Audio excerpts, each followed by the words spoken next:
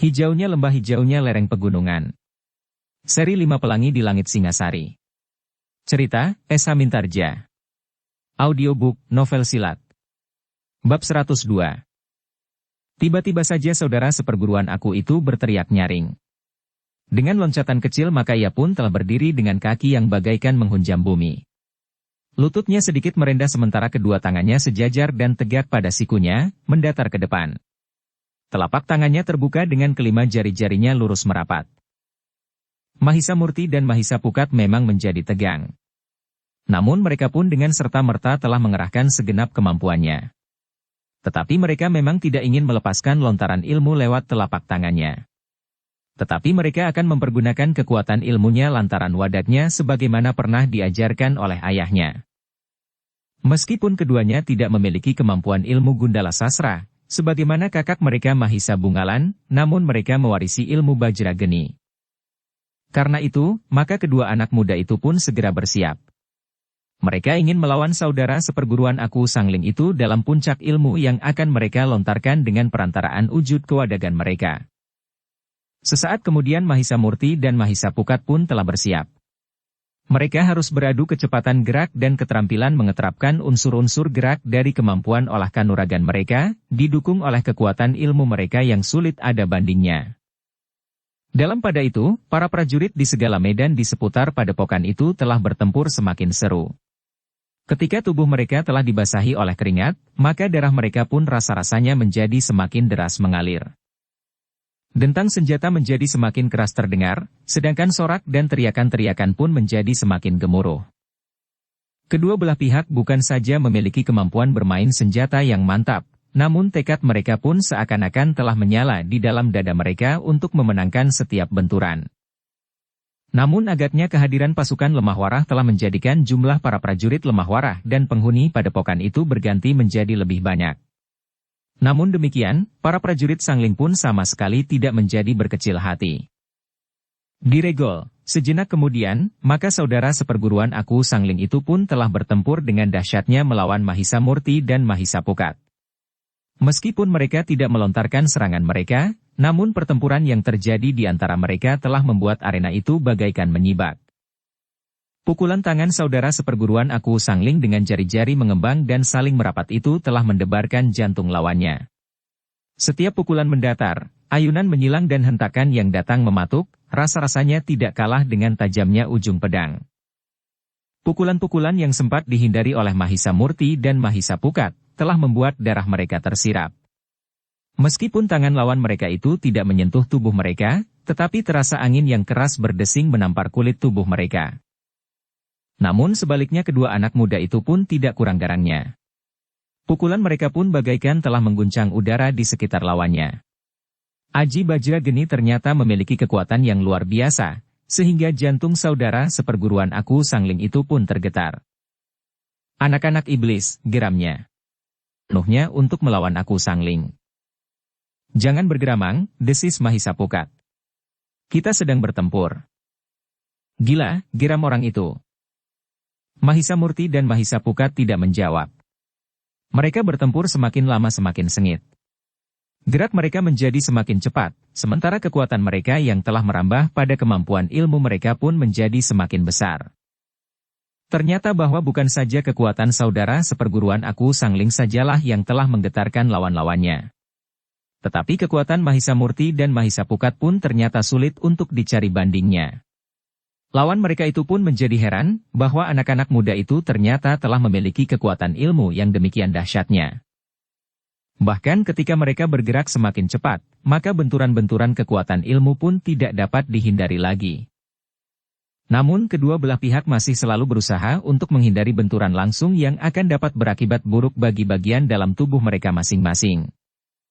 Namun karena untuk beberapa lama saudara seperguruan aku Sangling itu ternyata masih belum mampu mengalahkan kedua lawannya yang masih muda itu, maka ia pun semakin meningkatkan kemampuan ilmunya sehingga sampai ke puncak. Dengan demikian, tangannya tidak saja merupakan senjata yang sangat berbahaya bagi lawan-lawannya, yang mampu mengoyak seperti tajamnya senjata, namun jari-jarinya yang merapat itu kemudian bagaikan telah dipanasi dengan arus darah yang mendidih. Setiap sentuhan, terasa bagaikan membakar kulit lawan-lawannya yang masih muda itu.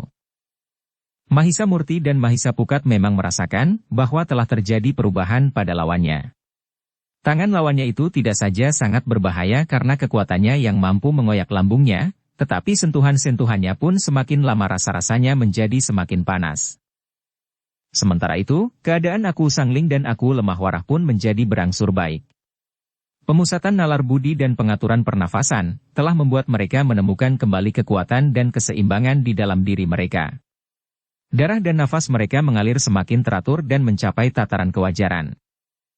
Namun mereka masih harus benar-benar mencapai kesiagaan tertinggi karena masing-masing menyadari bahwa lawannya adalah orang yang memiliki ilmu yang sangat tinggi. Karena itu, untuk beberapa saat keduanya masih tetap pada sikap mereka. Beberapa orang pengawal yang paling terpercaya masih saja berada di sekitar mereka.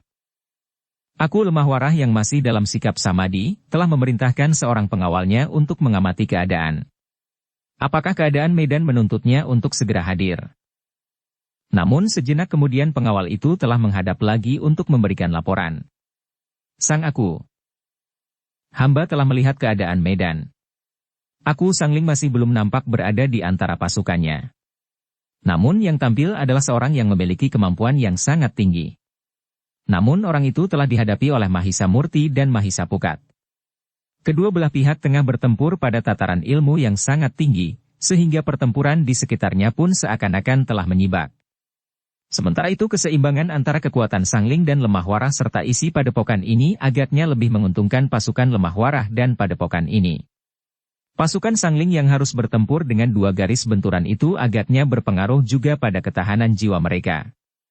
Sorak yang gemuruh dari dua sisi itu membuat orang-orang Sangling cepat menjadi marah dan kehilangan pengamatan diri. Aku Lemah Warah mengangguk-angguk. Katanya, "Baiklah. Seseorang harus tetap bergantian mengamati keadaan dengan saksama. Laporan-laporannya sangat aku perlukan pada setiap saat. Apalagi jika Aku Sangling telah hadir di medan, maka aku pun akan berada di medan pula." Demikianlah, maka para pengawal Aku itu telah bergantian, hilir mudik mengamati medan. Bahkan kemudian seorang di antara mereka telah melihat bukan saja medan di pintu gerbang, tetapi di sekitar dinding padepokan. Namun menurut pengamatan mereka, maka keadaan pasukan Lemah Warah agaknya menjadi semakin baik. Kedudukan mereka menjadi semakin mantap dan landasan mereka pun menjadi semakin kuat. Pasukan Sangling benar-benar hampir terhimpit dinding padepokan, meskipun dalam perang berubuh pasukan Lemah Warah dan orang-orang padepokan itu tidak lagi dapat dengan leluasa membantu meluncurkan anak panah dan lembing. Agaknya orang-orang Sangling sengaja membuat pertempuran itu semakin berbaur. Karena dengan demikian maka orang-orang yang berada di dalam dinding itu harus berpikir lagi untuk begitu saja melontarkan anak panah dan lembing mereka ke arena. Jika mereka melakukan juga, maka akan ada kemungkinan bahwa senjata itu dapat mengenai kawan-kawan mereka sendiri. Dengan demikian maka untuk beberapa saat, orang-orang yang berada di dalam dinding padepokan menjadi termangu-mangu. Mereka tidak segera dapat berbuat sesuatu. Namun mereka telah bersiap untuk berbuat apa saja untuk mempertahankan padepokan itu. Namun dalam pada itu, ternyata Aku Sanglinglah yang telah lebih dahulu bersiap. Ia tidak menunggu Aku Lemah Warah hadir di medan. Tetapi ia telah bangkit dan kepada para pengawal yang menjaganya ia berkata, "Aku sudah siap untuk bertempur." Para pengawalnya pun kemudian mengantar Aku melangkah mendekati medan. Bahkan ketika Aku melihat kedudukan prajuritnya yang berada dalam kesulitan, maka Aku pun menggeram. Aku akan menghancurkan Aku Lemah Warah. Kemudian membakar seisi padepokan itu seperti membakar batang-batang ilalang kering. Namun kehadirannya ke medan, ternyata telah terlihat oleh pengamat dari Lemah Warah. Karena itu, maka ia pun telah dengan tergesa-gesa memberikan laporan kepada Aku Lemah Warah. Jadi Aku Sangling telah tampil ke medan, bertanya Aku Lemah Warah. "Ya Aku," jawab pengamat itu. Nampaknya ia tergesa-gesa. Aku Lemah Warah mengangguk-angguk. Katanya, "Baiklah. Aku juga akan turun ke medan. Tetapi bagaimana dengan Mahisa Murti dan Mahisa Pukat? Mereka bertempur pada jarak pendek. Mereka agaknya mempergunakan tubuh mereka untuk lantaran-lontaran ilmu masing-masing," jawab pengamat itu. "Mereka sama sekali tidak mempergunakan lontaran-lontaran ilmu dari jarak jauh. Aku Lemah Warah mengangguk-angguk. Namun ia yakin bahwa Mahisa Murti dan Mahisa Pukat tidak akan mudah dikalahkan oleh saudara seperguruan Aku Sangling itu. Aku Sangling pun kemudian melihat bagaimana saudara seperguruannya telah membentur kekuatan anak-anak muda itu. Karena itu, maka ia pun menjadi marah. Sejenak ia berdiri tegak memandang tata gerak dari kedua belah pihak. Aku mengerti bahwa saudara seperguruannya telah berusaha untuk melepaskan ilmunya. Kekuatannya bukan saja pada ayunan tangannya, tetapi juga kekuatan jari-jari tangannya yang akan dapat mengoyak lambung. Bahkan agaknya saudara seperguruannya itu juga melepaskan kekuatan panas dari dalam dirinya lewat sentuhan wadaknya. Tetapi agaknya kedua anak muda itu masih saja bertahan. Karena itu, tiba-tiba saja timbul niatnya untuk menghancurkan anak-anak muda itu. Karena itu, ia pun telah siap turun mendampingi saudara seperguruannya itu. Tetapi sebelum ia turun ke arena, tiba-tiba terdengar suara. Apakah kau akan ikut bermain-main dengan anak-anak? Aku Sangling berpaling. Dilihatnya Aku Lemah Warah berdiri bertolak pinggang. Kau, desis Aku Sangling. Jadi dadamu belum hancur? Aku Lemah Warah tersenyum. Jawabnya. Aku menunggu kesempatan untuk bertempur lebih lama. Heh, kau lihat. Bagaimana kedua kemenakanku itu bertempur melawan saudara seperguruanmu? Aku Sangling itu termangu-mangu. Ternyata mereka telah bertempur dengan cara tersendiri. Mereka tidak saling melontarkan serangan ilmu dari jarak jauh. Mereka ternyata lebih jantan daripada kita, berkata Aku Lemah Warah yang selangkah mendekat. Mereka tidak mau mengganggu orang lain. Mereka tidak ingin salah sasaran jika mereka mempergunakan serangan dari jarak yang jauh. Maksudmu, bertanya Aku Sangling. Kita bertempur seperti anak-anak dungu itu, bertanya Aku Sangling. Kita akan mencoba. Kita tidak akan melepaskan serangan seperti yang telah kita lakukan di antara para prajurit yang bertempur dalam medan seperti ini. Dalam perang berubuh mungkin kita akan melukai orang yang bukan sasaran yang sebenarnya, berkata Aku Lemah Warah. Kau tidak perlu menjelaskan panjang lebar. Aku sudah tahu maksudmu, sahut Aku Sangling. Lalu, nah, bersiaplah. Kita akan bertempur dengan cara yang kau ingini. Tetapi kita bukan orang-orang dungu yang tidak berilmu. Kita akan mempergunakan kekuatan ilmu apapun juga yang akan kita lontarkan dengan lantaran wadak kita. Aku Lemah Warah pun telah bersiap. Selangkah demi selangkah ia bergeser mendekat. Beberapa orang pengawalnya mengikutinya. Mereka akan segera bertindak jika ada lawan yang menyerang Aku Lemah Warah selain Aku Sangling sendiri. Sejenak kemudian, keduanya telah saling berhadapan. Keduanya adalah orang-orang yang memiliki ilmu yang sangat tinggi. Namun keduanya akan bertempur dengan cara yang telah ditempuh oleh Mahisa Murti dan Mahisa Pukat melawan saudara seperguruan Aku Sangling. Aku Sanglinglah yang telah mendahului menyerang Aku Lemah Warah. Ternyata telapak tangannya bagaikan berdesing mengayunkan kekuatan yang luar biasa. Aku Lemah Warah menyadari bahwa jika ia tersentuh jari-jari Aku Sangling yang terbuka dan lurus merapat itu, maka kulitnya akan dapat terkoyak. Pada jari-jari yang rapat itu tersalur kekuatan ilmu yang luar biasa, sebagaimana dilakukan oleh saudara seperguruannya. Namun sebelum lawannya menarik serangannya, maka kaki Aku pun telah berputar melingkar menyambar lambung lawannya. Namun lawannya itu pun sempat meloncat menghindar. Dengan demikian maka kedua orang Aku itu telah saling melontarkan kekuatan mereka masing-masing. Kekuatan ilmu yang jarang ada bandingnya. Namun karena masing-masing mampu bergerak cepat, maka serangan-serangan mereka tidak segera dapat mengenai lawannya. Seperti yang terjadi pada Mahisa Murti dan Mahisa Pukat serta lawan mereka yang bertempur dengan garangnya. Maka para prajurit yang bertempur di sekitar mereka pun seakan-akan telah menyibak. Kedua Aku itu meskipun tidak melepaskan serangan jarak jauh, namun dengan ilmu yang mereka miliki maka serangan-serangan mereka telah mengungkapkan tingkat tataran ilmu mereka. Baik Aku Sangling maupun Aku Lemah Warah ternyata memiliki kemampuan untuk membangkitkan kekuatan panasnya api dari diri mereka. Getaran ilmu mereka membuat darah mereka bagaikan mendidih. Sehingga setiap sentuhan dari wadak mereka bagaikan membakar kulit lawan. Tetapi karena keduanya memiliki ilmu yang sama-sama mampu menyadap kekuatan api, maka setiap sentuhan memang memiliki akibat yang hampir sama pula bagi kedua belah pihak. Keduanya bagaikan menyentuh bara, sehingga mereka harus membangunkan kekuatan daya tahan tubuh mereka untuk mengatasinya. Namun yang agak berbeda adalah akibat hentakan dari pukulan itu. Jika serangan salah seorang di antara mereka mengenai sasaran, maka selain panasnya bara api, sasaran itu pun merasakan seakan-akan tulang belulangnya menjadi berpatahan. Tetapi keduanya memang memiliki daya tahan yang sangat tinggi sehingga mereka mampu mengatasi rasa sakit dan panas itu meskipun terasa juga pedihnya pada saat benturan terjadi. Demikianlah pertempuran di antara mereka pun berlangsung semakin lama semakin sengit. Mereka telah meningkatkan kemampuan ilmu mereka, sehingga pada keadaan terakhir, keduanya benar-benar mengalami kesulitan. Kulit mereka menjadi seakan-akan tersentuh bara. Kemerah-merahan dan bahkan menjadi kehitam-hitaman. Bukan hanya di 1-2 tempat, tetapi di beberapa tempat. Di punggung, di lengan, di pundak dan di beberapa tempat yang lain. Namun keduanya tidak akan surut selangkah.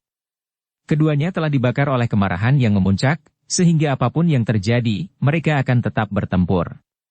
Sementara itu mereka pun telah berpegang pada janji seorang kesatria. Mereka tidak akan mempergunakan ilmu yang akan mampu menyerang mereka dari jarak yang jauh. Karena jika mereka tidak mengenai sasaran, akan terjadi bencana pada para prajurit yang memang bukan lawan mereka. Dalam pada itu, Mahisa Murti dan Mahisa Pukat pun masih bertempur dengan keras dan bahkan kasar. Seperti Aku Sangling, maka saudara seperguruannya itu pun memiliki ilmu yang sama. Tubuhnya semakin lama menjadi semakin panas. Jika Mahisa Murti atau Mahisa Pukat mampu menembus kecepatan gerak lawannya dan mengenainya, maka kulitnya sendiri menjadi kesakitan sebagaimana mereka menyentuh api, meskipun dengan demikian mereka dapat menyakiti lawannya pula dengan pukulan mereka. Namun dengan demikian, kedudukan Mahisa Murti dan Mahisa Pukat menjadi semakin terasa lemah. Jika mereka menyakiti lawannya, maka mereka sendiri mengalami kesakitan. Untuk beberapa saat keduanya bertahan terus. Namun kemudian keadaan mereka pun menjadi semakin terdesak. Meskipun mereka mampu mengatasi kecepatan gerak lawannya, tetapi bagi keduanya panasnya tubuh lawan itu tetap menjadi persoalan bagi mereka. Ketika seorang perwira lemah warah yang mencoba ikut serta menyerang saudara seperguruan Aku Sangling itu, maka malapetaka telah terjadi atas dirinya. Telapak tangan saudara seperguruan Aku Sangling itu telah membekas di lengannya ketika lawannya sempat mencengkam lengan itu. Untunglah bahwa Mahisa Murti dengan tangkasnya menyerang saudara seperguruan Aku Sangling. Demikian kerasnya tumit Mahisa Murti mengenai lambung lawannya, sehingga lawannya itu terdorong surut. Lambungnya memang merasa sakit dan perutnya menjadi mual. Di luar sadarnya, maka pegangannya pun telah terlepas, sehingga perwira itu sempat menghindarkan diri dari kesulitan. Namun demikian, pada lengannya telah membekas luka bakar. Sedangkan tumit Mahisa Murti pun seakan-akan telah menginjak api pula. "Minggir," teriak Mahisa Pukat. "Jangan campuri pertempuran ini." Perwira itu berdiri termangu-mangu. Ketika ia sempat memandangi tubuh Mahisa Murti dan Mahisa Pukat, maka pada mereka terdapat juga luka-luka bakar itu, meskipun tidak separah luka di lengannya. Sebenarnya lah Mahisa Murti dan Mahisa Pukat memang mengalami kesulitan menghadapi lawannya. Sementara itu mereka terikat pada janji jantan untuk tidak mempergunakan serangan jarak jauh. Karena itu, maka Mahisa Murti dan Mahisa Pukat masih tetap tidak menyerang lawannya pada jarak tertentu. Untuk beberapa saat, dengan pukulan ilmunya yang luar biasa Mahisa Murti dan Mahisa Pukat mengguncang lawannya. Tetapi lawannya pun memiliki ilmu yang luar biasa. Bahkan agaknya saudara seperguruan Aku Sangling itu memiliki pengalaman dan pengembangan ilmu yang lebih luas dari kedua anak muda itu. Sehingga dengan demikian, maka pantaslah bahwa orang itu telah dipercaya untuk mendampingi Aku Sangling dalam tugas yang berat ini. Dalam pada itu, dalam keadaan yang sulit, maka Mahisa Murti dan Mahisa Pukat memang tidak mempunyai pilihan lain. Dengan isyarat Mahisa Murti mengajak Mahisa Pukat untuk mempergunakan ilmunya yang lain, yang tidak melanggar janji mereka menghadapi lawan mereka, meskipun mereka akan mengalami akibat yang pahit. Setiap sentuhan akan meninggalkan bekas luka bakar pada kulit mereka, sementara itu, keduanya akan memerlukan kesempatan untuk selalu menyentuh atau disentuh lawannya. Tetapi Mahisa Murti dan Mahisa Pukat memang tidak mempunyai pilihan lain. Lawannya adalah seorang yang memang memiliki kematangan ilmu sehingga sulit bagi keduanya untuk dapat menundukkannya. Karena itulah, maka Mahisa Murti dan Mahisa Pukat pun kemudian tidak menunggu lebih lama lagi. Ia pun segera telah mengeterapkan ilmu mereka yang telah mereka warisi dari Pangeran Singanarpada. Namun sementara itu, kemajuan prajurit Lemah Warah tidak dapat disangkal lagi. Perlahan-lahan mereka telah mendesak prajurit Sangling. Yang bertahan di tempatnya tanpa mengenal surut, terpaksa disingkirkan dengan ujung pedang, meskipun korban di antara prajurit Lemah Warah pun telah berjatuhan. Baik Aku Sangling maupun saudara seperguruannya melihat keadaan itu. Karena itulah maka mereka telah terdorong untuk mempercepat pekerjaan mereka, menyelesaikan lawan-lawan mereka. Terutama saudara seperguruan Aku Sangling itu. Ia merasa bahwa dengan menghentakkan ilmunya, maka keadaan kedua lawannya yang masih sangat muda itu akan segera dapat dikalahkannya. Sebenarnya lah, saudara seperguruan Aku itu telah berusaha menghentakkan ilmu mereka pada saat-saat terakhir.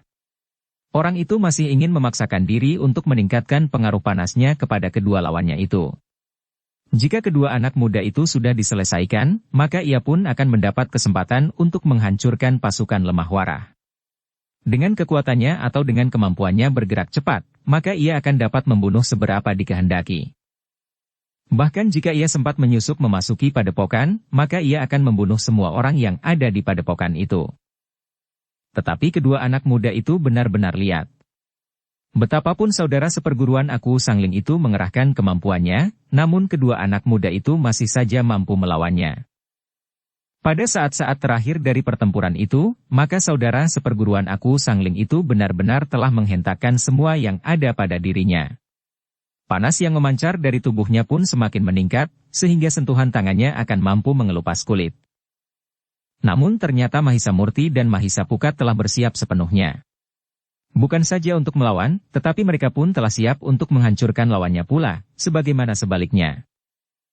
Pertempuran yang terjadi pun menjadi semakin cepat. Serangan Mahisa Murti dan Mahisa Pukat menjadi semakin cepat. Mereka semakin sering berhasil mengenai tubuh lawannya dengan serangan-serangan yang cepat dan kuat, dan bahkan hampir tidak masuk akal bahwa lawannya mampu bertahan atas kekuatan ilmunya yang luar biasa yang diwarisinya dari ayahnya. Meskipun setiap sentuhan, kulit Mahisa Murti dan Mahisa Pukat seakan-akan telah terbakar, namun kedua anak muda itu sama sekali tidak beranjak dari tempatnya. Bahkan pertempuran pun menjadi semakin lama semakin cepat. Serangan disusul dengan serangan dan dibalas pula dengan serangan. Keduanya menjadi semakin sering berbenturan, sehingga luka di tubuh Mahisa Murti dan Mahisa Pukat pun seakan-akan telah menjadi merata di seluruh tubuh mereka. Lengan, kening, punggung dan bahkan betis mereka pun telah terbakar oleh panasnya ilmu lawannya. Bahkan di beberapa bagian kulit mereka telah mulai terkelupas. Kedua anak muda itu merasakan betapa sakitnya tubuh mereka. Bahkan sekali-sekali terdengar kedua anak muda itu mengaduh. Sekali-sekali Mahisa Murti dan Mahisa Pukat kehilangan keseimbangannya dan memerlukan waktu beberapa saat untuk memperbaiki keadaannya. Tetapi keduanya masih saja tetap membenturkan ilmu mereka melawan saudara seperguruan Aku Sangling itu. Sehingga pada satu saat, Mahisa Murti dan Mahisa Pukat mulai terhuyung-huyung apabila benturan itu terjadi. Perasaan sakit telah benar-benar terasa menggigit seluruh tubuhnya. Apalagi jika keringat mereka menyentuh luka-luka bakar di tubuhnya. Namun pada saat tubuh Mahisa Murti dan Mahisa Pukat terasa menjadi semakin lemah, serta perasaan sakitnya hampir tidak dapat diatasinya lagi, maka lawannya pun menjadi agak kebingungan. Tenaganya yang memang mulai susut itu dengan cepat sekali bagaikan larut. Semakin ia berusaha menghentakkan ilmunya untuk menghancurkan lawannya, sehingga terjadi benturan ilmu, maka rasa-rasanya kelelahan itu tidak tertahankan lagi. Bahkan kemampuannya menjadi semakin surut dengan cepat pula sebagaimana susutnya kemampuannya. Apa yang terjadi? Orang itu berdesis. Namun ia masih tetap bertempur terus. Mula-mula saudara seperguruan Aku itu merasakan keadaannya dirinya sebagai satu kewajaran setelah ia menghentakkan seluruh kekuatan dan kemampuannya. Tetapi ketika hal itu terjadi terlalu cepat, maka rasa-rasanya ada sesuatu yang tidak wajar di dalam dirinya. Mahisa Murti dan Mahisa Pukat yang masih harus berjuang mengatasi rasa sakit itu melihat keadaan lawan. Karena itu, maka mereka berusaha semakin sering menyerang dan menyentuh tubuh lawannya betapapun mereka sendiri mengalami kesakitan. Pada saat-saat Mahisa Murti dan Mahisa Pukat seakan-akan tidak mampu lagi untuk bertahan, maka mereka melihat lawan mereka pun bagaikan telah kehilangan tempat untuk bertumpu. Ayunan tangan dan kakinya tidak lagi garang mengena. Tetapi sentuhan-sentuhan kecil itu pun telah memberikan arti tersendiri bagi Mahisa Murti dan Mahisa Pukat. Dalam pada itu, sejalan dengan tingkat kemunduran keadaan lawannya, maka Mahisa Murti dan Mahisa Pukat telah menyadari bahwa permainan mereka yang mengasyikkan, yang hampir saja mengelupas seluruh kulit kedua anak muda itu, akan segera sampai ke puncaknya. Sebenarnya lah maka saudara seperguruan aku Sangling itu telah kehilangan sebagian besar dari kekuatannya. Karena itu pula lah maka pemusatan nalar budinya telah menjadi semakin terkoyak pula. Orang itu tidak lagi mampu mempertahankan pancaran ilmunya, sehingga panasnya pun telah memudar. Dengan demikian, maka Mahisa Murti dan Mahisa Pukat menjadi semakin sering menyentuh orang itu. Bukan sekedar menyakiti dengan pukulan-pukulan, tetapi keduanya telah mengeterapkan ilmunya. Setiap sentuhan berarti susutnya kekuatan dan kemampuan ilmu lawannya. Tidak ada orang yang mampu melawan hisapan kekuatan ilmu itu. Jika seseorang tersentuh oleh ilmu itu, maka tidak akan dapat menghindarkan diri dari susutnya kekuatan dari ilmunya. Saudara seperguruan aku Sangling itu adalah seorang yang memiliki ilmu yang mapan. Jarang sekali bandingnya. Namun ia pun tidak mampu bertahan atas hisapan kekuatan ilmu Mahisa Murti dan Mahisa Pukat. Demikianlah, maka akhirnya saudara seperguruan aku Sangling itu benar-benar telah kehilangan seluruh tenaganya. Ketika ia masih berusaha menyerang, maka ia pun telah terhuyung-huyung. Karena serangannya tidak menyentuh lawannya, maka ia pun justru telah terdorong oleh tarikan tenaganya sendiri. Betapapun kecilnya tenaganya yang tersisa, namun keseimbangan orang itu memang sudah tidak mapan lagi, sehingga akhirnya orang itu telah jatuh terjerembab. Mahisa Murti dan Mahisa Pukat berdiri selangkah daripadanya. Sesaat mereka menunggu. Namun lawannya hanya mampu menggeliat. Dengan wajah yang geram orang itu memandanginya sambil berdesis. Iblis yang licik. Mahisa Murti dan Mahisa Pukat termangu-mangu. Mereka masih mendengar sorak yang mengguntur bagaikan menggapai langit. Namun Mahisa Pukat tidak lagi dapat mendengarnya lebih lama lagi. Ia pun terhuyung-huyung pula. Seluruh kulitnya telah luka terbakar, sehingga akhirnya ia pun terjatuh pula. Beberapa orang prajurit lemah warah segera mendekatinya. Mahisa Murti pun kemudian berjongkok di sampingnya. Tetapi pandangan matanya sudah menjadi kabur pula, sehingga akhirnya ia pun telah terbaring pingsan sebagaimana Mahisa Pukat. 3 orang terbaring. Namun keadaan mereka berbeda. Saudara seperguruan aku Sangling bukan saja kehilangan kekuatan dan kemampuan ilmunya, tetapi setiap tarikan nafasnya bagaikan tusukan di jantungnya. Sementara Mahisa Murti dan Mahisa Pukat pingsan karena perasaan sakit oleh luka-luka bakar di tubuhnya serta kelelahan setelah mengerahkan segenap kekuatan dan kemampuannya. Para prajurit lemah warah sempat memindahkan ketiga tubuh yang lemah itu.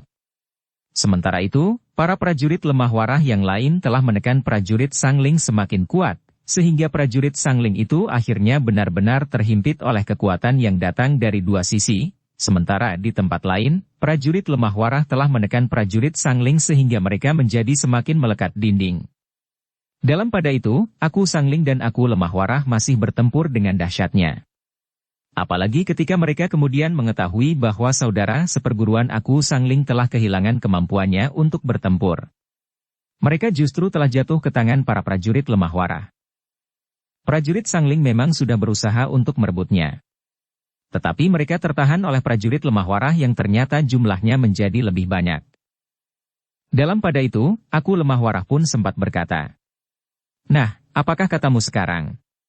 Saudara seperguruanmu telah dihancurkan." Tidak. Mereka justru saling menghancurkan. Kedua belah pihak menjadi tidak berdaya sama sekali, berkata aku Sangling. Aku lemah warah tidak membantah. Ia pun mengetahui bahwa Mahisa Murti dan Mahisa Pukat pun telah jatuh pula. Karena itu, maka ia pun juga menjadi cemas.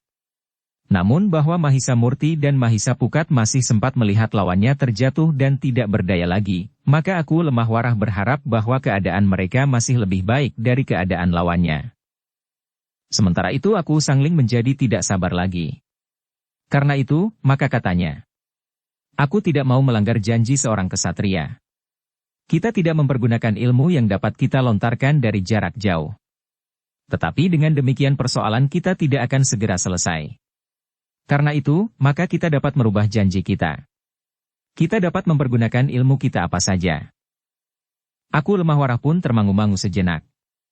Namun aku Sangling berkata, kita menyisih dari arena ini.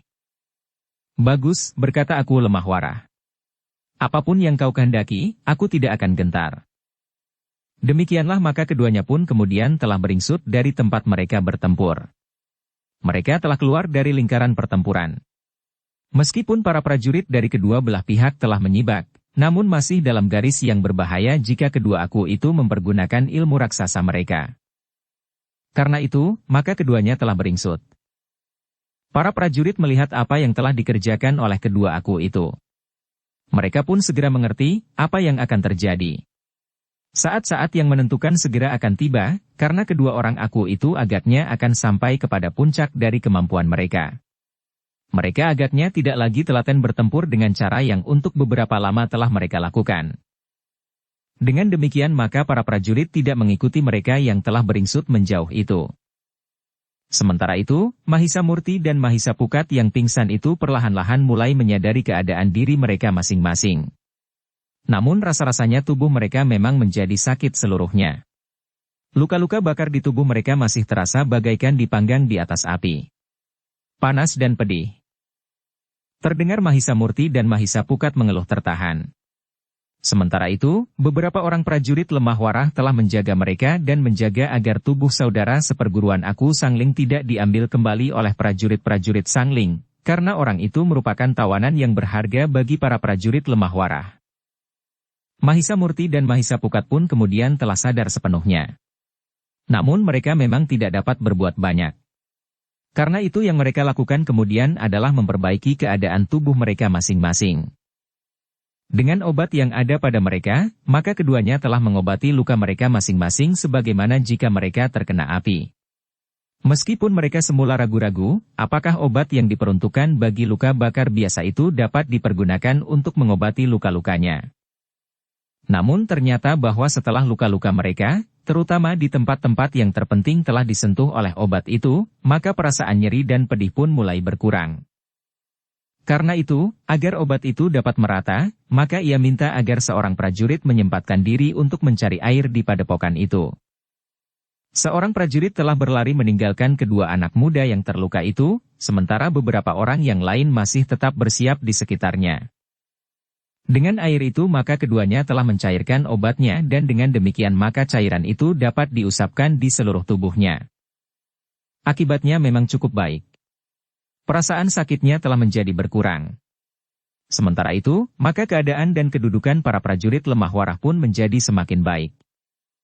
Namun dalam pada itu, hampir seisi padepokan itu telah tertarik pada pertempuran yang dahsyat yang telah terjadi di halaman padepokan itu.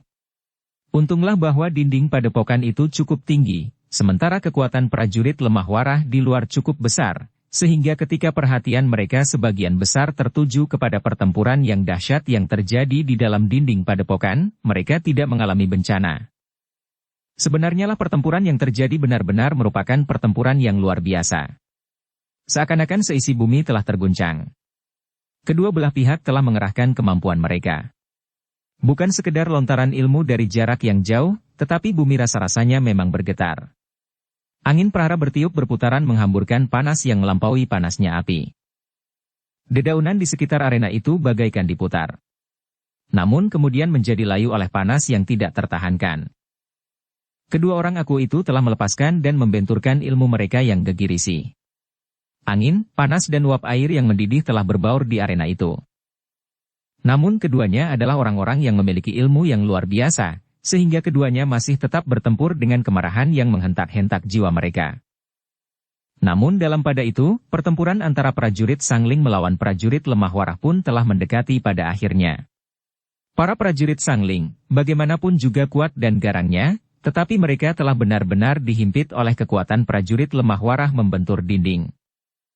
Tidak ada yang dapat menolong mereka. Sementara itu pembidik-pembidik yang baik di atas dinding telah berusaha untuk semakin mengacaukan pertahanan orang-orang Sangling. Orang-orang yang berada di panggungan di dalam dinding padepokan itu, tidak dapat melepaskan anak panah asal saja melepaskan, karena di bawahnya pertempuran seakan-akan telah membaurkan kedua kekuatan dari Lemah Warah dan Sangling. Tetapi para pembidik yang baik masih mampu mengambil kesempatan. Setiap saat, mereka masih mendapat kesempatan untuk melepaskan anak panahnya. Bahkan setiap kali anak panah itu masih juga mampu melukai seseorang. Seorang prajurit Sangling berteriak sambil mengumpat-umpat ketika pundaknya telah dipatuk oleh anak panah dari atas dinding. Sementara yang lain telah dikenai punggungnya. Bahkan ada di antara mereka yang tepat mengenai dada dan tembus ke jantung. Tetapi serangan yang demikian memang harus dilakukan dengan sangat hati-hati, sehingga kesempatan untuk melepaskan anak panah dengan keyakinan bahwa anak panah itu akan memungut korban adalah jarang sekali. Tetapi yang jarang itu 1-2 memang benar-benar berhasil. Dengan demikian maka prajurit Sangling itu pun telah menjadi semakin susut. Ada juga prajurit Lemah Warah yang menjadi korban dari pertempuran itu. Tetapi keadaan mereka kemudian menjadi jauh lebih baik dari para prajurit Sangling.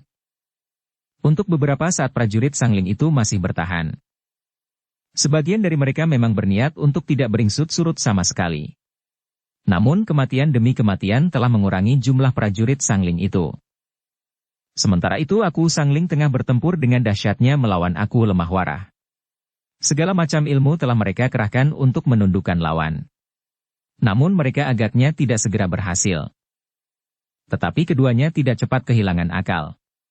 Meskipun seolah-olah mereka tidak akan mungkin mengalahkan lawan, tetapi mereka masih tetap beradu ilmu.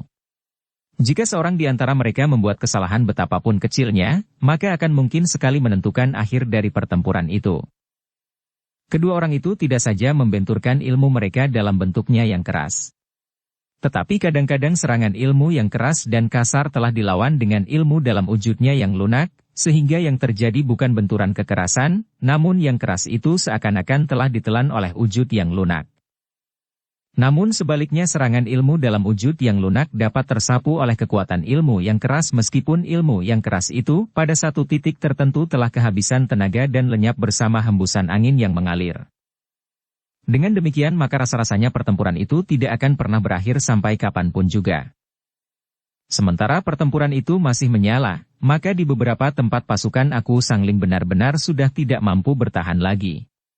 Pasukan Lemah Warah telah berhasil memisahkan beberapa bagian dari pasukan Sangling dengan memotong jalur perlawanan mereka. Dengan demikian maka pasukan Sangling telah terpecah menjadi kelompok-kelompok kecil yang bertahan melekat dinding, sementara dari atas dinding masih saja kadang-kadang meluncur anak panah yang sempat mengambil nyawa 1-2 orang kawan mereka. Dalam keadaan yang paling sulit, maka tidak ada pilihan lain bahwa mereka memang harus menghentikan perlawanan. Kematian dan kematian tidak akan banyak memberikan arti apa-apa lagi dalam keadaan yang demikian. Karena itulah maka beberapa bagian dari pasukan Sangling itu telah menyerah. Mereka telah meletakkan senjata mereka dan mematuhi perintah para prajurit Lemah Warah.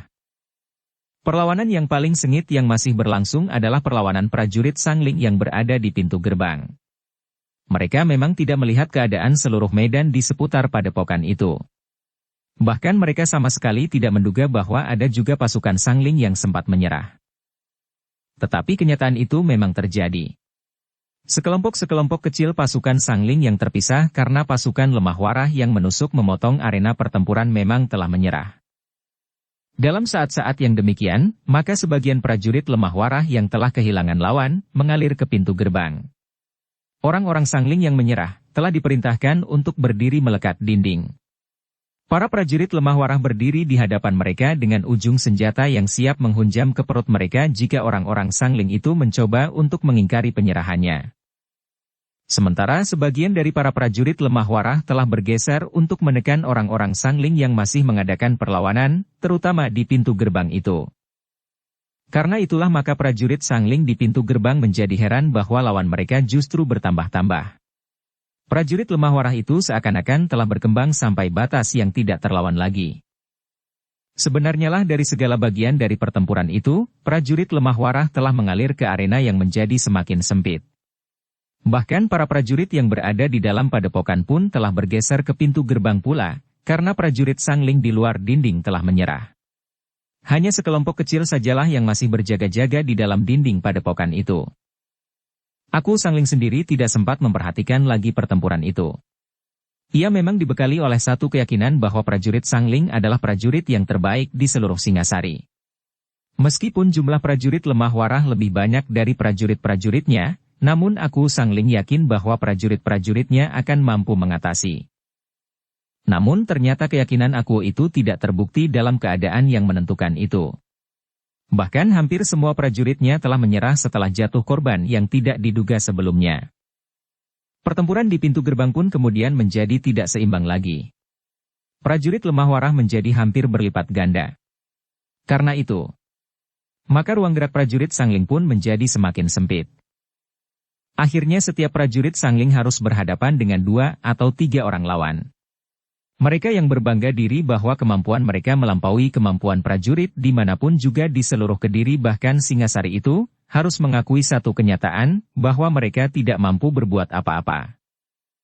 Karena itu, maka para prajurit Sangling di pintu gerbang itu pun tidak mempunyai pilihan lain. Jika semula tidak ada niat sama sekali menyerah, maka akhirnya mereka mendengar seorang senapati lemah warah berteriak. "Kenapa kalian tidak menyerah saja? Bukan berarti bahwa kalian seorang pengecut. Tetapi kalian tidak dapat ingkar akan kenyataan itu. Jika kita masih harus bertempur terus, maka berarti prajurit lemah warah akan melakukan pembunuhan yang tidak berarti lagi. Nyawa kalian pun menjadi tidak berarti pula, karena kematian kalian sudah tidak menentukan apa-apa lagi bagi pertempuran ini. Karena itu, prajurit lemah warah merasa berkeberatan untuk melakukan pembunuhan-pembunuhan berikutnya. Para prajurit Sangling memang sudah tersudut ke dalam keadaan yang sulit. Mereka memang harus memilih antara menyerah atau mati. Tetapi kematian mereka memang tidak memberikan arti apa-apa bagi pertempuran itu. Sehingga dengan demikian maka kematian mereka tidak lebih dari usaha membunuh diri dengan sia-sia. Karena itu, maka setiap prajurit Sangling pun harus mengakui bahwa memang tidak ada pilihan lain kecuali menyerah terhadap prajurit lemah warah dan isi padepokan Suryantal itu. Mereka tidak akan dapat mengingkari kenyataan bahwa ujung-ujung senjata telah siap menembus dada mereka, betapapun mereka melakukan perlawanan. Agaknya para prajurit Sangling itu telah memilih untuk menyerah daripada membunuh diri. Itulah sebabnya, maka mereka pun kemudian telah melepaskan senjata mereka. Hampir dalam waktu yang bersamaan. Ketika seorang perwira lemah warah menjatuhkan perintah kepada prajurit-prajuritnya untuk memberikan kesempatan kepada lawan-lawan mereka menyerah. Demikianlah, maka akhirnya para prajurit Sangling itu pun telah menyerah. Pertempuran pun kemudian telah hampir selesai seluruhnya. Jika 1-2 kelompok kecil masih mengadakan perlawanan maka hal itu tidak banyak berpengaruh atas pertempuran itu dalam keseluruhan.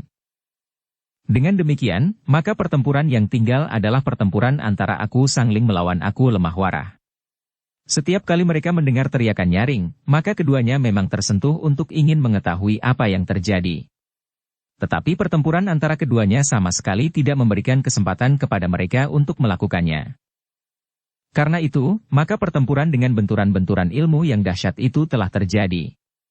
Semakin lama justru menjadi semakin dahsyat.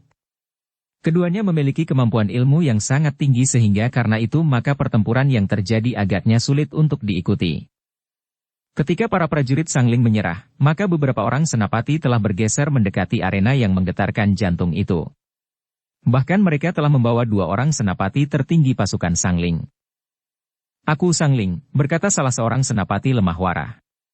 "Tidak ada yang dapat kau lakukan selain menyerah. Semua prajuritmu telah menyerah, karena mereka tidak mempunyai pilihan lain. Jika mereka tidak menyerah, maka yang terjadi adalah bunuh diri bersama-sama tanpa arti sama sekali.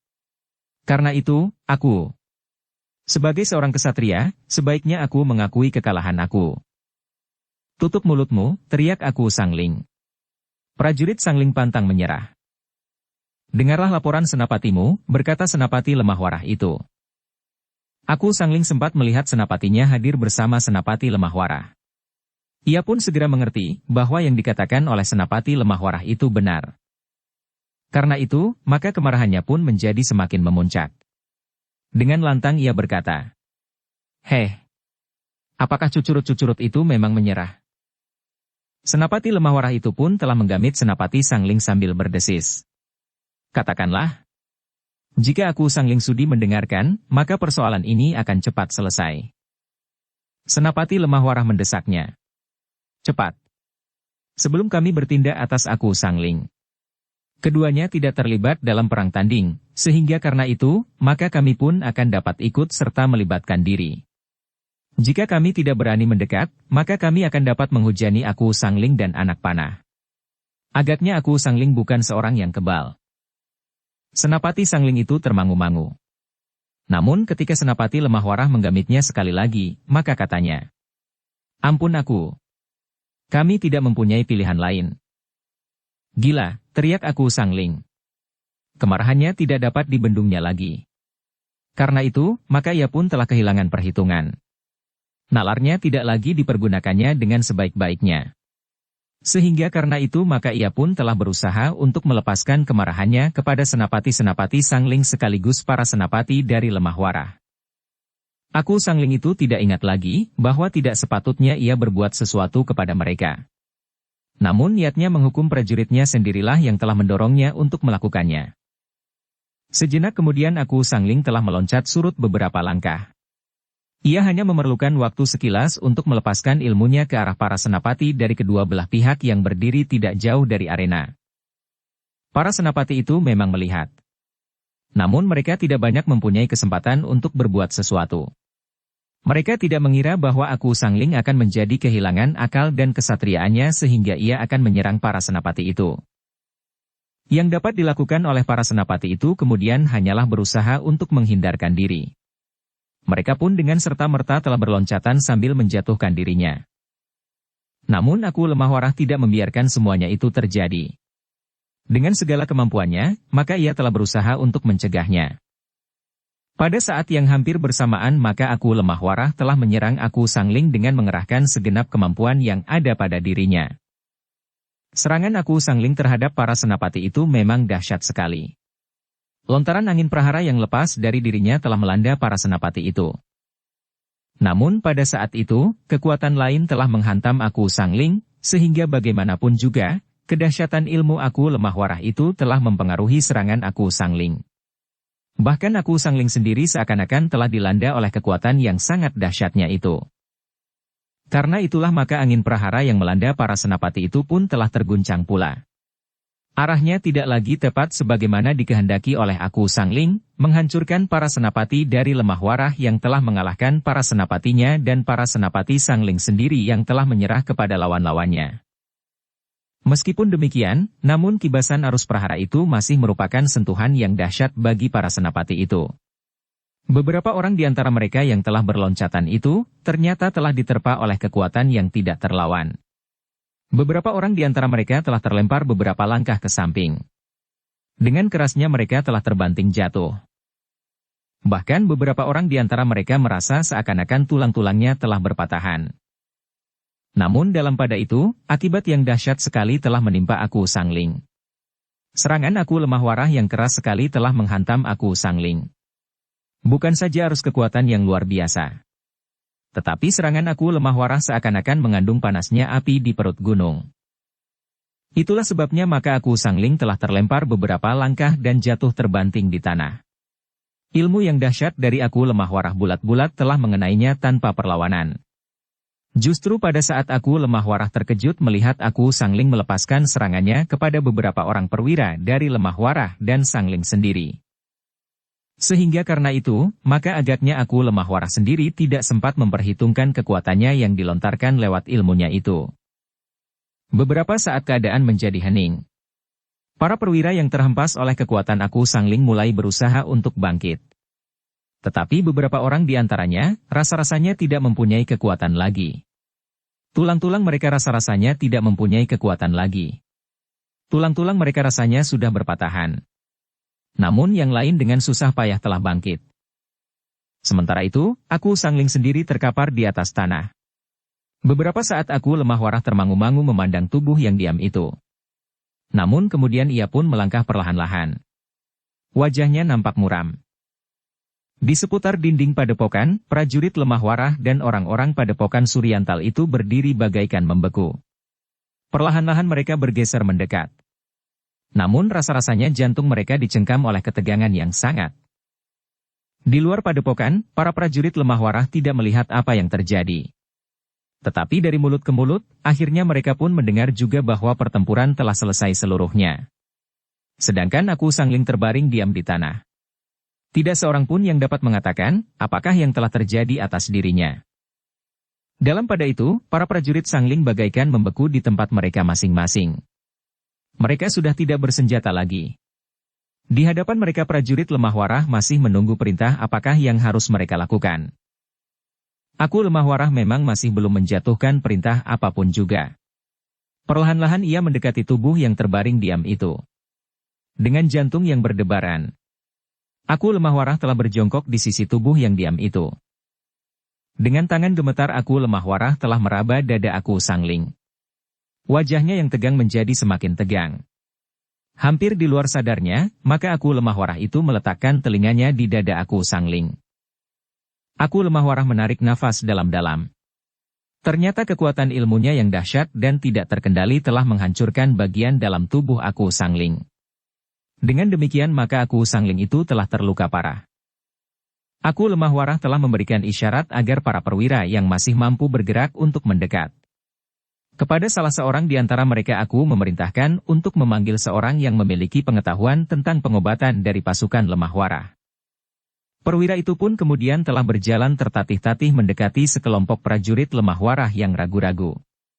Pemimpin kelompok prajurit itu telah menyongsongnya sambil bertanya, "Apakah ada perintah?" Perwira itu pun kemudian menyampaikan perintah aku untuk memanggil seorang yang memahami tentang pengobatan yang ada di antara pasukan lemah warah. Aku Sangling terluka parah, desis perwira itu. Pemimpin kelompok itu mengangguk-angguk. Namun ia pun bertanya, "Tetapi bagaimana dengan pasukan ini?" Semua prajurit Sangling telah menyerah. "Untuk sementara kalian agar tetap dalam kedudukan kalian," berkata perwira itu. "Masih belum ada perintah apapun juga. Tetapi kalian dapat mulai mengatur para tawanan itu." Pemimpin kelompok itu mengangguk-angguk.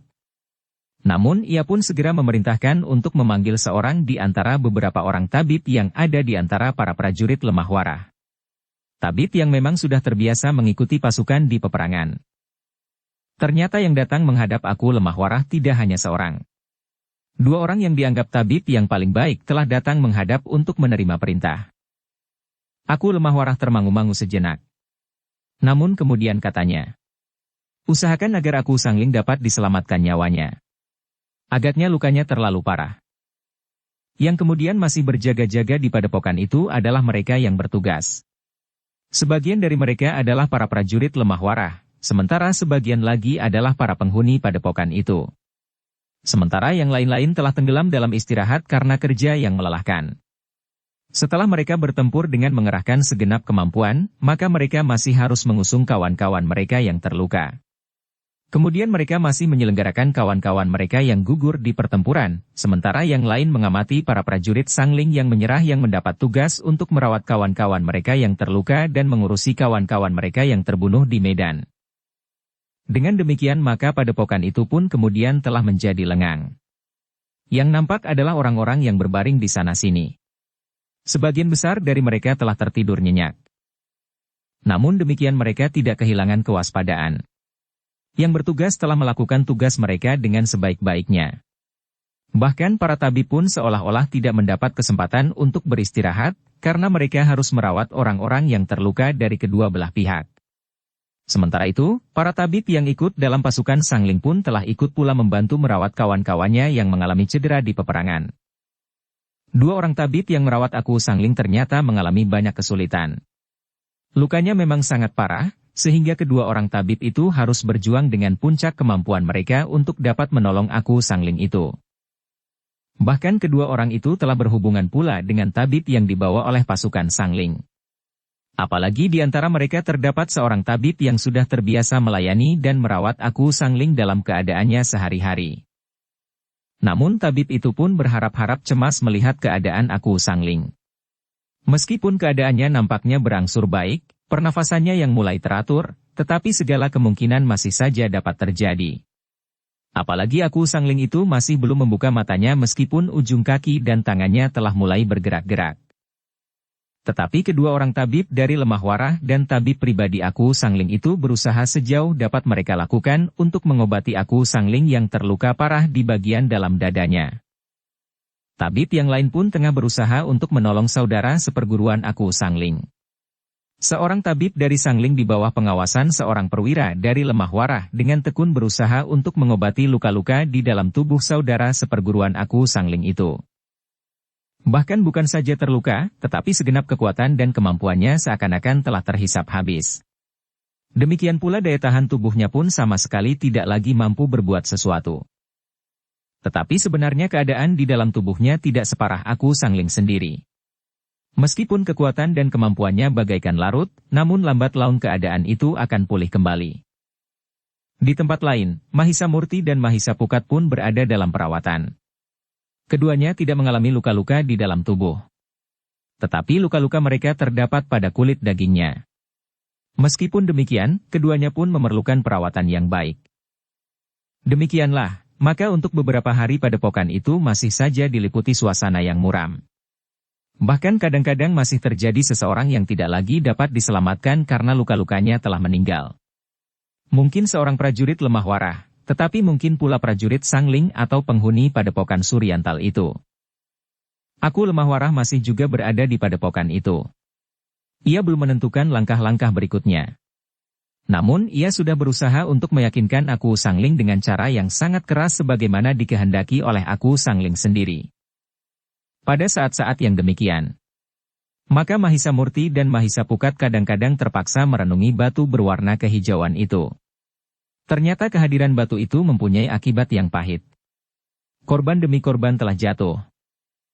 Kedua anak muda itu setiap kali melihat keadaan mereka yang terluka parah, merasakan tekanan pada jantung mereka. Rasa-rasanya jantung mereka berdetak semakin cepat. Keduanya selalu menghubungkan keadaan yang parah itu dengan batu kehijauan itu. Tetapi ketika keduanya baru merenungi batu itu, aku telah datang kepada mereka. Agaknya aku dapat mengerti perasaan kedua anak muda itu. Namun demikian Aku Lemah Warah itu pun masih juga bertanya. Kenapa kalian merenung? Aku, berkata Mahisa Murti dengan nada dalam. Apakah benar kata orang, bahwa batu itu memiliki tuah? Karena batu itu pula lah maka telah terjadi malapetaka di padepokan ini. Korban telah berjatuhan dan kini masih terdapat beberapa orang yang terluka parah. Bahkan baru saja seorang prajurit Sangling yang terluka parah meninggal pula. Tetapi bukan karena tuah atau kutuk dari batu itu, berkata aku. Yang terjadi itu adalah karena ketamakan orang-orang itu sendiri. Seandainya mereka tidak bernafsu untuk merebut batu itu, sebagaimana dilakukan oleh Ki Buyut Bapang, maka tidak akan terjadi malapetaka ini. Karena itu kesalahannya terletak kepada ketamakan mereka. Bukan pada batu itu. Mahisa Murti dan Mahisa Pukat mengangguk-angguk. Sementara itu Aku Lemah Warah pun berkata, sebagaimana kau ketahui, bahwa pertumpahan darah itu tidak terjadi kali ini, atau pada saat Ki Buyut Bapang menyerang padepokan ini. Ketamakan yang lain, saat sekelompok orang merasa berhak menguasai padepokan ini pun telah menimbulkan malapetaka pula. Mahisa Murti dan Mahisa Pukat masih mengangguk-angguk. Sementara itu Aku Lemah Warah masih berkata pula. Nah, dengan demikian kau tidak perlu menghiraukan apakah itu tuah atau kutuk dari batu itu. Lakukan rencana kalian. Aku yakin bahwa maksud kalian yang baik itu akan dapat kalian laksanakan. Baiklah aku, jawab Mahisa Murti. Mudah-mudahan kami dapat menyelesaikan rencana kami. Aku Lemah Warah tersenyum. Katanya. Tetapi kau tidak dapat tergesa-gesa pergi. Kau masih harus menyembuhkan luka-lukamu lebih dahulu. Ya. Kami memang tidak tergesa-gesa. Masih banyak waktu yang tersedia. Apalagi rencana ini tidak terikat oleh waktu, berkata Mahisa Murti. Aku Lemah Warah menepuk bahu Mahisa Murti dan Mahisa Pukat. Katanya. Jika ada yang sanggup memahat batu itu, maka batu itu tentu akan menjadi patung yang bagus sekali. Namun justru karena itu kau tidak boleh salah memilih. Kau harus menemukan seorang pemahat yang memiliki kecakapan yang memadai. Kami akan berusaha jawab Mahisa Murti. Aku Lemah Warah mengangguk-angguk. Namun kemudian dengan nada berat ia berkata. Tetapi kita tidak dapat menentukan bahwa yang terjadi ini adalah yang terakhir kalinya, sebagaimana Pangeran Singanarpada tidak dapat memastikan bahwa tidak akan ada orang lain lagi yang menginginkan mahkota yang pernah hilang itu. Mahisa Murti dan Mahisa Pukat saling berpandangan sejenak. Tetapi sementara itu aku pun berkata, "Tetapi kalian akan mendapat kesempatan itu. Berapapun waktu yang kau perlukan untuk menemukan seorang pemahat. Sebulan, 2 bulan, 3 bulan atau lebih. Aku akan dapat memerintah Lemah Warah dari padepokan ini. Para prajuritku akan menjadi penghubung antara Lemah Warah dan padepokan ini. Tetapi aku sebaiknya tidak meninggalkan Lemah Warah terlalu lama," desis Mahisa Pukat. Aku Lemah Warah tertawa. Katanya, "Saat ini Lemah Warah tidak mempunyai persoalan yang berat. Para pemimpin Lemah Warah akan dapat melakukan tugas mereka sebaik-baiknya, sementara itu setiap pekan akan ada sekelompok penghubung yang datang kemari. Sebenarnya lah aku merasa bertanggung jawab atas batu itu. Apalagi setelah aku mendengar rencanamu, membuat patung sepasang naga dalam satu sarang." Kedua anak muda itu mengangguk-angguk pula. "Sudahlah," berkata aku itu kemudian. "Kalian masih memerlukan banyak sekali waktu untuk beristirahat. Dengan demikian maka keadaan kalian akan segera pulih kembali." "Baiklah aku," jawab keduanya hampir berbareng. Aku Lemah Warah itu pun kemudian telah meninggalkan Mahisa Murti dan Mahisa Pukat yang masih tetap duduk merenungi batu yang berwarna kehijau-hijauan itu. Sementara itu aku Lemah Warah telah melangkah satu-satu di seputar padepokan itu. Seorang senapati telah menemaninya melihat-lihat setiap barak yang ada di padepokan itu. Dilihatnya orang-orang yang terluka sedang mendapat perawatan. Orang-orang Lemah Warah sendiri, tetapi juga orang-orang Sangling. Kemudian dilihatnya pula orang-orang yang tertawan lebih dahulu, serta dijenguknya pula Ki Buyut di Bapang. Meskipun hanya sepercik kecil, ternyata timbul pula pertanyaan di hati aku, apakah segala sesuatunya itu ada hubungannya dengan kekuatan yang tersimpan di dalam batu itu? Namun kemudian ia pun menggeleng sambil berdesis. Tentu tidak. Peperangan dapat terjadi di mana-mana. Kediri yang ditundukkan oleh Tumapel. Kemudian usaha untuk menguasai mahkota yang dianggap dapat menjadi persemayaman wahyu keraton. Para pangeran yang memberontak. Kemudian orang-orang yang berebut padepokan ini dan masih banyak persoalan yang terpaksa diselesaikan dengan perang. Bukan sekedar persoalan batu itu. "Apa yang aku katakan?" bertanya senapati yang mengiringinya. Aku mengerutkan keningnya. Namun ia pun kemudian tersenyum sambil berkata, "Perang yang disusul dengan perang. Nah, cobalah kau ingat-ingat. Seumurmu berapa kali telah terjadi peperangan besar dan kecil? Agaknya kita masih berpijak pada satu sikap bahwa perang merupakan cara yang paling baik untuk menyelesaikan persoalan." Senapati itu menarik nafas dalam-dalam. Katanya, "Kadang-kadang kita memang tidak dapat menghindarkan diri dari peperangan." "Ya," berkata aku. "Tetapi seharusnya kita turun ke medan perang jika memang tidak ada jalan lain yang dapat kita tempuh. Justru untuk mempertahankan kepentingan-kepentingan yang bertentangan dengan watak perang itu sendiri. Sebagaimana telah aku coba untuk berbicara dengan aku Sangling. Tetapi ternyata bahwa aku sudah disudutkan ke medan perang, karena agaknya aku Sangling menganggap bahwa perang adalah satu-satunya cara untuk menyelesaikan persoalan." Senapati itu menarik nafas dalam-dalam. Namun aku Lemah Warah itu berkata, "Tetapi itu menurut sudut pandanganku. Mungkin aku Sangling menganggap bahwa akulah yang telah memaksakan terjadinya perang." Senapati itu mengangguk-angguk. Tetapi ia tidak mengatakan sesuatu. Dalam pada itu, aku Lemah Warah telah sampai ke barak para prajurit Lemah Warah yang sedang beristirahat. Beberapa orang di antara mereka berbaring di atas amben bambu. Sedang yang lain duduk bersandar dinding sambil menggosok-gosok senjata mereka. Nampaknya mereka memang harus membersihkan darah yang masih melekat pada ujung senjata mereka. Demikian, di hari-hari berikutnya padepokan itu memang terasa mulai tenang. Masing-masing berusaha menempatkan diri mereka dalam keadaan dan kedudukan mereka. Para tawanan nampaknya harus menerima kenyataan itu, bagaimanapun juga hati mereka bergejolak. Karena memang tidak ada pilihan lain yang dapat mereka lakukan. Sementara itu, para tabib baik dari Lemah Warah maupun dari Sangling telah berusaha sejauh dapat mereka lakukan untuk menolong mereka yang terluka. Tetapi untuk menjaga segala kemungkinan maka para tabib dari Sangling tidak diberi kesempatan untuk merawat para prajurit lemah warah. Bagaimanapun juga masih terdapat kecurigaan bahwa para tabib itu akan dapat melakukan sesuatu yang dapat memperlemah kedudukan para prajurit lemah warah. Di samping para tabib, maka yang bekerja di dapur pun semuanya terdiri dari orang-orang lemah warah. Demikian pula segala sumber makanan dikuasai sepenuhnya oleh orang-orang lemah warah. Dari hari ke hari, maka yang terluka pun menjadi berangsur baik. Ki Buyut Bapang sebenarnya telah menjadi pulih kembali, seandainya Mahisa Murti atau Mahisa Pukat tidak setiap kali masih saja memperlemah kedudukannya. Namun pada suatu saat, aku lemah warah memang memerlukannya. Sementara itu, keadaan aku Sangling pun berangsur menjadi baik. Meskipun ia masih harus berbaring di pembaringan karena tenaganya yang masih lemah sekali. Tetapi kesadarannya telah menjadi semakin utuh. Ketika aku lemah warah datang kepadanya, maka aku Sangling itu pun bertanya, "Kenapa tidak kau bunuh saja aku?" Aku lemah warah menarik nafas dalam-dalam. Katanya, "Apakah kau anggap aku bijaksana jika aku melakukannya?" "Terserah kepadamu," jawab aku Sangling. "Sebenarnya aku dapat juga melakukannya," berkata aku lemah warah. "Aku sanggup mempertanggungjawabkan kepada Sri Baginda di Kediri atau bahkan kepada Sri Maharaja di Singasari. Aku mempunyai alasan yang cukup kuat untuk melakukannya. Apalagi hal itu terjadi di sini. Tidak di Sangling, sehingga setidak-tidaknya aku dapat membuktikan bahwa kau telah melakukan serangan. Bukan aku datang menyerang Sangling. Aku tidak peduli apa yang akan kau katakan atau apa yang akan kau pakai sebagai alasan," berkata aku Sangling. "Bagiku akan sama saja artinya.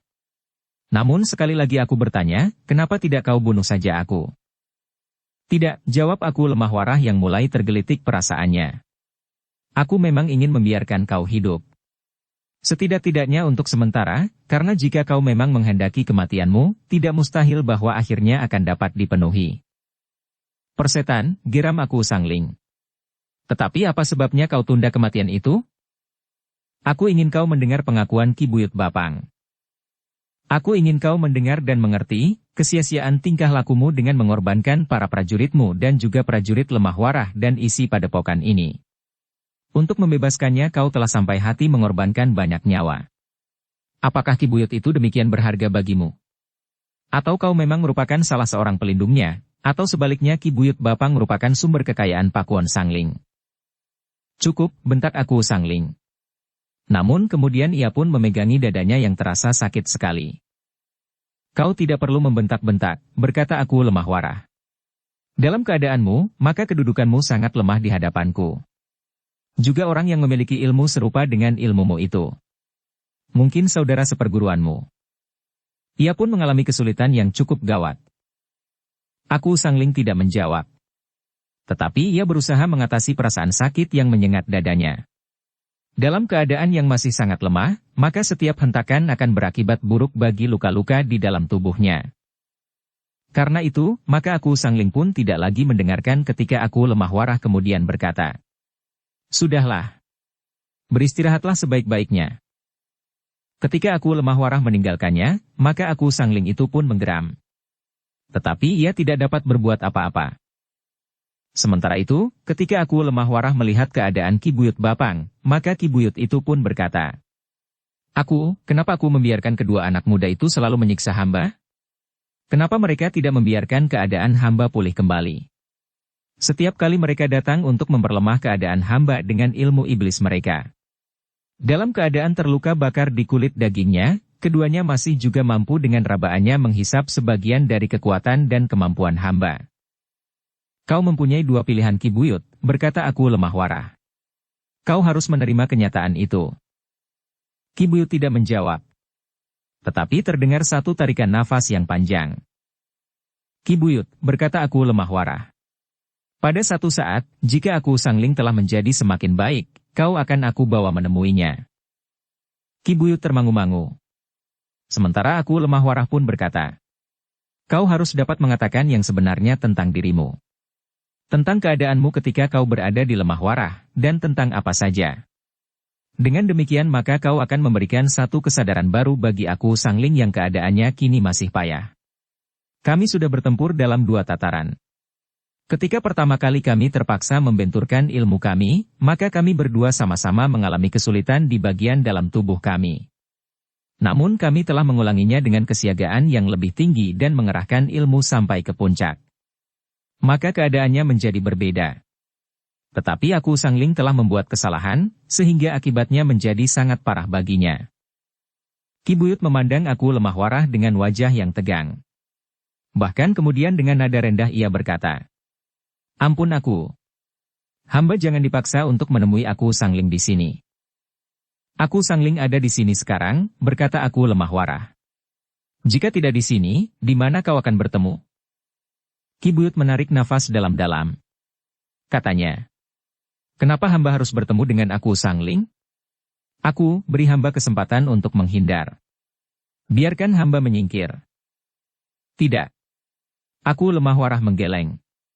"Lalu, kau harus menemuinya. Apapun yang akan kau katakan. Dan apapun yang akan dikatakan oleh aku Sangling." Ki Buyut Bapang merasa bahwa ia tidak akan dapat menolak. Dalam keadaan yang sangat lemah itu, ia hanya dapat melakukan segala perintah. Jika tidak, maka kedua anak muda itu akan dapat menyiksanya lebih parah lagi. Ia akan dapat menghisap tenaganya sampai kering sama sekali. "Sudahlah," berkata aku lemah warah. "Biarlah keadaan aku Sangling menjadi lebih baik. Baru kemudian kau akan aku bawa menemuinya." Ki Buyut tidak menjawab. Meskipun demikian terasa kegelisahan semakin mencengkam jantungnya. Pertemuan dengan aku Sangling tidak menguntungkannya dan juga tidak bagi aku Sangling sendiri. Tetapi Ki Buyut tidak kuasa untuk menolaknya. Seperti dikatakan oleh aku lemah warah, Ki Buyut tidak tergesa-gesa dibawa menghadap aku Sangling. Aku lemah warah masih menunggu keadaan aku Sangling semakin baik. Namun yang lebih dahulu menjadi baik adalah justru saudara seperguruan aku Sangling.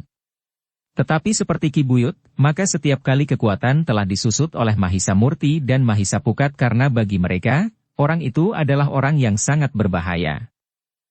Tetapi itu lebih baik daripada jika aku lemah warah yang bertindak. Aku lemah warah akan mampu menghapus kekuatan dan kemampuan seseorang. Di hari-hari berikutnya, tidak terjadi hal-hal yang menarik perhatian di padepokan itu. Dari waktu ke waktu kehidupan di padepokan itu diwarnai dengan usaha menyembuhkan yang dilakukan oleh para tabib atas mereka yang terluka. Juga usaha untuk menyembuhkan luka di dalam tubuh aku Sangling. Ternyata usaha itu betapapun lambatnya, namun akhirnya berhasil juga. Aku Sangling lambat laun menjadi berangsur baik. Pernafasannya tidak lagi terganggu, sementara peredaran darahnya telah berjalan dengan wajar. Tetapi ternyata ada yang kurang wajar pada aku Sangling. Meskipun keadaannya berangsur baik, tetapi anggota badannya memang terasa kurang wajar. Tangan dan kakinya masih terasa berat meskipun bukan berarti tidak dapat digerakkan. Tabib yang merawatnya juga merasa heran bahwa ada kelainan pada perkembangan tubuh aku Sangling. Agaknya benturan ilmu yang terjadi benar-benar telah merusakkan jaringan pada tubuhnya sehingga pada saat kesembuhannya menjadi semakin baik justru nampak menjadi semakin jelas. Namun dengan usaha yang tidak kenal putus asa, maka kesulitan pada tubuh aku Sangling itu dapat diatasi sedikit demi sedikit. Meskipun demikian, keadaannya tidak dapat pulih utuh sebagaimana sebelumnya. Meskipun demikian menurut para tabib, aku Sangling akan mendapatkan kembali sebagian besar dari kekuatan dan kemampuannya. Pada saat-saat keadaannya menjadi semakin baik, maka aku lemah warah telah berkunjung ke dalam biliknya. Sebuah bilik kecil yang memang khusus diperuntukkan baginya. Ketika aku lemah warah memasuki bilik itu, ternyata bahwa aku Sangling telah duduk di bibir pembaringannya. Dengan kerut di kening aku Sangling itu pun telah menyapanya dengan nada keberatan. "Untuk apa aku datang kemari?" Aku lemah warah memandang aku Sangling dengan tajamnya. Tetapi menghadapi aku Sangling, maka aku lemah warah harus mempergunakan cara yang sama. Karena itu maka jawabnya, "Aku dapat datang ke sudut manapun di dalam padepokan ini. Padepokan ini, meskipun bukan milikku, tetapi sudah seperti rumahku sendiri. Aku telah ikut mempertahankannya dari ketamakan beberapa orang yang datang menyerang padepokan ini dengan 1000 macam alasan sebagaimana kau lakukan." Aku Sangling menggeretakkan giginya. Tetapi ia masih terlalu lemah untuk berbuat sesuatu. Karena itu, maka katanya, "Kenapa kau tidak membunuhku?" Aku lemah warah termangu-mangu. Tetapi ia tidak menjawab. Bahkan ia bertanya, apakah kau sudah siap untuk menerima Ki Buyut Bapang? Ia akan aku bawa menemuimu. Biarlah ia mengatakan sendiri kepadamu tentang kelakuannya sebelum ia berada di Sangling. Aku Sangling menjadi tegang. Namun kemudian jawabnya, aku tidak memerlukannya. Jika kau mau membunuhnya, bunuh sajalah sebagaimana jika kau ingin membunuhku. Kau kira aku adalah seorang pembunuh yang dapat membunuh siapa saja tanpa alasan yang mapan? Tidak aku. Aku tidak akan membunuhnya. Tetapi aku akan mempertemukannya dengan aku, agar semuanya menjadi semakin jelas, berkata aku lemah warah. Kau hanya ingin menunjukkan bahwa sikapmulah yang benar. Sikapku untuk membebaskan Ki Buyut Bapang adalah salah dan sia-sia. Demikian juga korban yang jatuh itu adalah kesia-siaan belaka. Kau hanya ingin mengatakan bahwa kematian-kematian itu berada dalam tanggung jawabku. Bukankah begitu? Bertanya aku Sangling. Apapun tanggapan aku Sangling, agaknya aku lemah warah tetap pada pendiriannya. Karena itu maka katanya, kau dapat berpikir apa saja. Dan kau dapat menanggapi rencanaku dengan cara yang paling buruk sekalipun. Tetapi aku akan tetap membawa Ki Buyut itu kemari. Aku ingin melihat tanggapanmu atas segala keterangan Ki Buyut itu. Aku Sangling itu pun menggeram. Tetapi ia tidak dapat mencegah aku lemah warah membawa Ki Buyut Bapang kepadanya. Dalam keadaan yang sangat lemah, maka ia hanya dapat menerima apa saja yang bakal terjadi. Namun yang dibawa ke bilik khusus aku Sangling itu adalah saudara seperguruannya. Keadaannya memang sudah lebih baik. Tetapi ia seakan-akan tidak bertenaga dan tidak mempunyai kemampuan untuk berbuat sesuatu. Kau kenapa? Bertanya aku Sangling. Anak-anak iblis itu, geram saudara seperguruan aku Sangling. Mereka mempermainkan aku seperti mempermainkan golek kayu. Kau biarkan dirimu dipermainkan sementara keadaanmu menjadi semakin baik, bertanya aku Sangling. Aku tidak dapat berbuat apa-apa terhadap ilmu iblisnya itu. Keduanya memiliki ilmu yang mampu menghisap tenaga orang lain. Jika keadaanku nampak menjadi baik, maka mereka telah datang dan memperlemah lagi tenaga dan kemampuanku. Demikian mereka lakukan tanpa henti-hentinya, berkata saudara seperguruannya itu. Bagaimana anak-anak itu tahu bahwa tenagamu telah mulai tumbuh kembali, bertanya aku Sangling. Mereka datang setiap pagi, jawab saudara seperguruan aku Sangling. Mereka mengusap tubuhku. Kadang-kadang mereka hanya menyentuh jari-jari kakiku dengan ujung jari telunjuknya. Sungguh menyakitkan hati. Sementara itu aku harus menerima perlakuan itu tanpa dapat melawan sama sekali. Bagaimana keadaanmu sekarang? Bertanya aku. Aku hanya mampu berjalan. Mereka menunggu aku di luar bilik ini, jawab saudara seperguruannya. Aku Sangling menarik nafas dalam-dalam. Dengan nada datar ia bergumam lirih. Ternyata padepokan ini merupakan sarang iblis jahanam. Saudara seperguruannya tidak menyahut. Namun mereka benar-benar merasa terjerumus ke dalam lingkungan yang paling menyakitkan hati. Beberapa saat kemudian, Mahisa Murti dan Mahisa Pukat telah memasuki bilik itu. Kedua anak muda itu mengangguk hormat. Kemudian mempersilahkan saudara seperguruan aku meninggalkan bilik itu. Kenapa keduanya tidak kau bunuh saja waktu itu? Geram aku Sangling. Aku melihat luka-luka itu di kulit mereka. Saudara seperguruan aku Sangling tidak menjawab. Tetapi ia pun telah berdiri dengan tenaganya yang lemah. Kemudian berjalan tertatih-tatih keluar bilik itu. Sepeninggal saudara seperguruannya, aku Sangling memang harus berpikir ulang. Ia tidak akan dapat mengingkari kenyataan bahwa kekuatan di padepokan itu ternyata memang tidak mudah untuk diatasi. Kedua anak yang masih muda itu ternyata memiliki ilmu yang sudah jarang sekali dimiliki orang. Dengan sentuhan-sentuhan dan benturan-benturan dalam pertempuran, kedua anak muda itu mampu melemahkan kekuatan dan kemampuan lawannya. Bahkan kemampuan ilmunya pun menjadi surut. Mereka pun harus mengakui kelebihan ilmu aku lemah warah yang luar biasa. Sehingga dengan demikian maka meskipun hanya sepercik namun terasa ada juga penyesalan.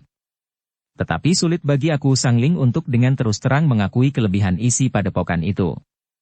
Bagaimanapun juga aku Sangling masih diikat oleh harga dirinya yang tinggi. Sementara itu, keadaan Mahisa Murti dan Mahisa Pukat telah pulih kembali seutuhnya. Namun bekas-bekas luka itu masih nampak di kulitnya. Agaknya untuk menghilangkan bekas luka-luka bakar itu diperlukan waktu yang cukup.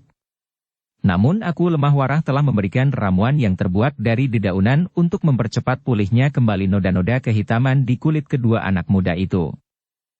Dalam pada itu, ketika Aku Lemah Warah menganggap bahwa keadaan Aku Sangling sudah menjadi semakin baik, maka ia pun telah memberitahukan bahwa esok Ki Buyut akan dibawa menghadap Aku Sangling. Seperti setiap kali hal itu disampaikan oleh Aku Lemah Warah, maka Ki Buyut itu pun menjadi sangat gelisah. Namun justru semakin keras Ki Buyut menolak, maka Aku Lemah Warah pun semakin mendesaknya pula untuk bertemu dengan Aku Sangling. Namun akhirnya Ki Buyut tidak dapat menolak lagi. Ketika Aku Lemah Warah bersama Mahisa Murti dan Mahisa Pukat memasuki biliknya, maka Ki Buyut itu pun menjadi berdebar-debar. Sebenarnya lah Aku Lemah Warah pun kemudian berkata kepada Ki Buyut. Ki Buyut bersiaplah. Kita akan pergi ke bilik khusus Aku Sangling. Aku tidak akan banyak mencampuri persoalanmu dengan Aku Sangling. Namun aku hanya minta kau berkata sebenarnya tentang dirimu sendiri. Kau tidak akan dapat mendustainya karena aku tahu pasti apa yang telah kau lakukan ketika kau masih berada di Lemah Warah. Apakah aku benar-benar tidak dapat memohon? Bertanya Ki Buyut. Untuk membatalkan pertemuan ini? Aku itu ganti bertanya. Ki Buyut mengangguk kecil sambil berdesis. Sebenarnya lah aku sangat berkeberatan.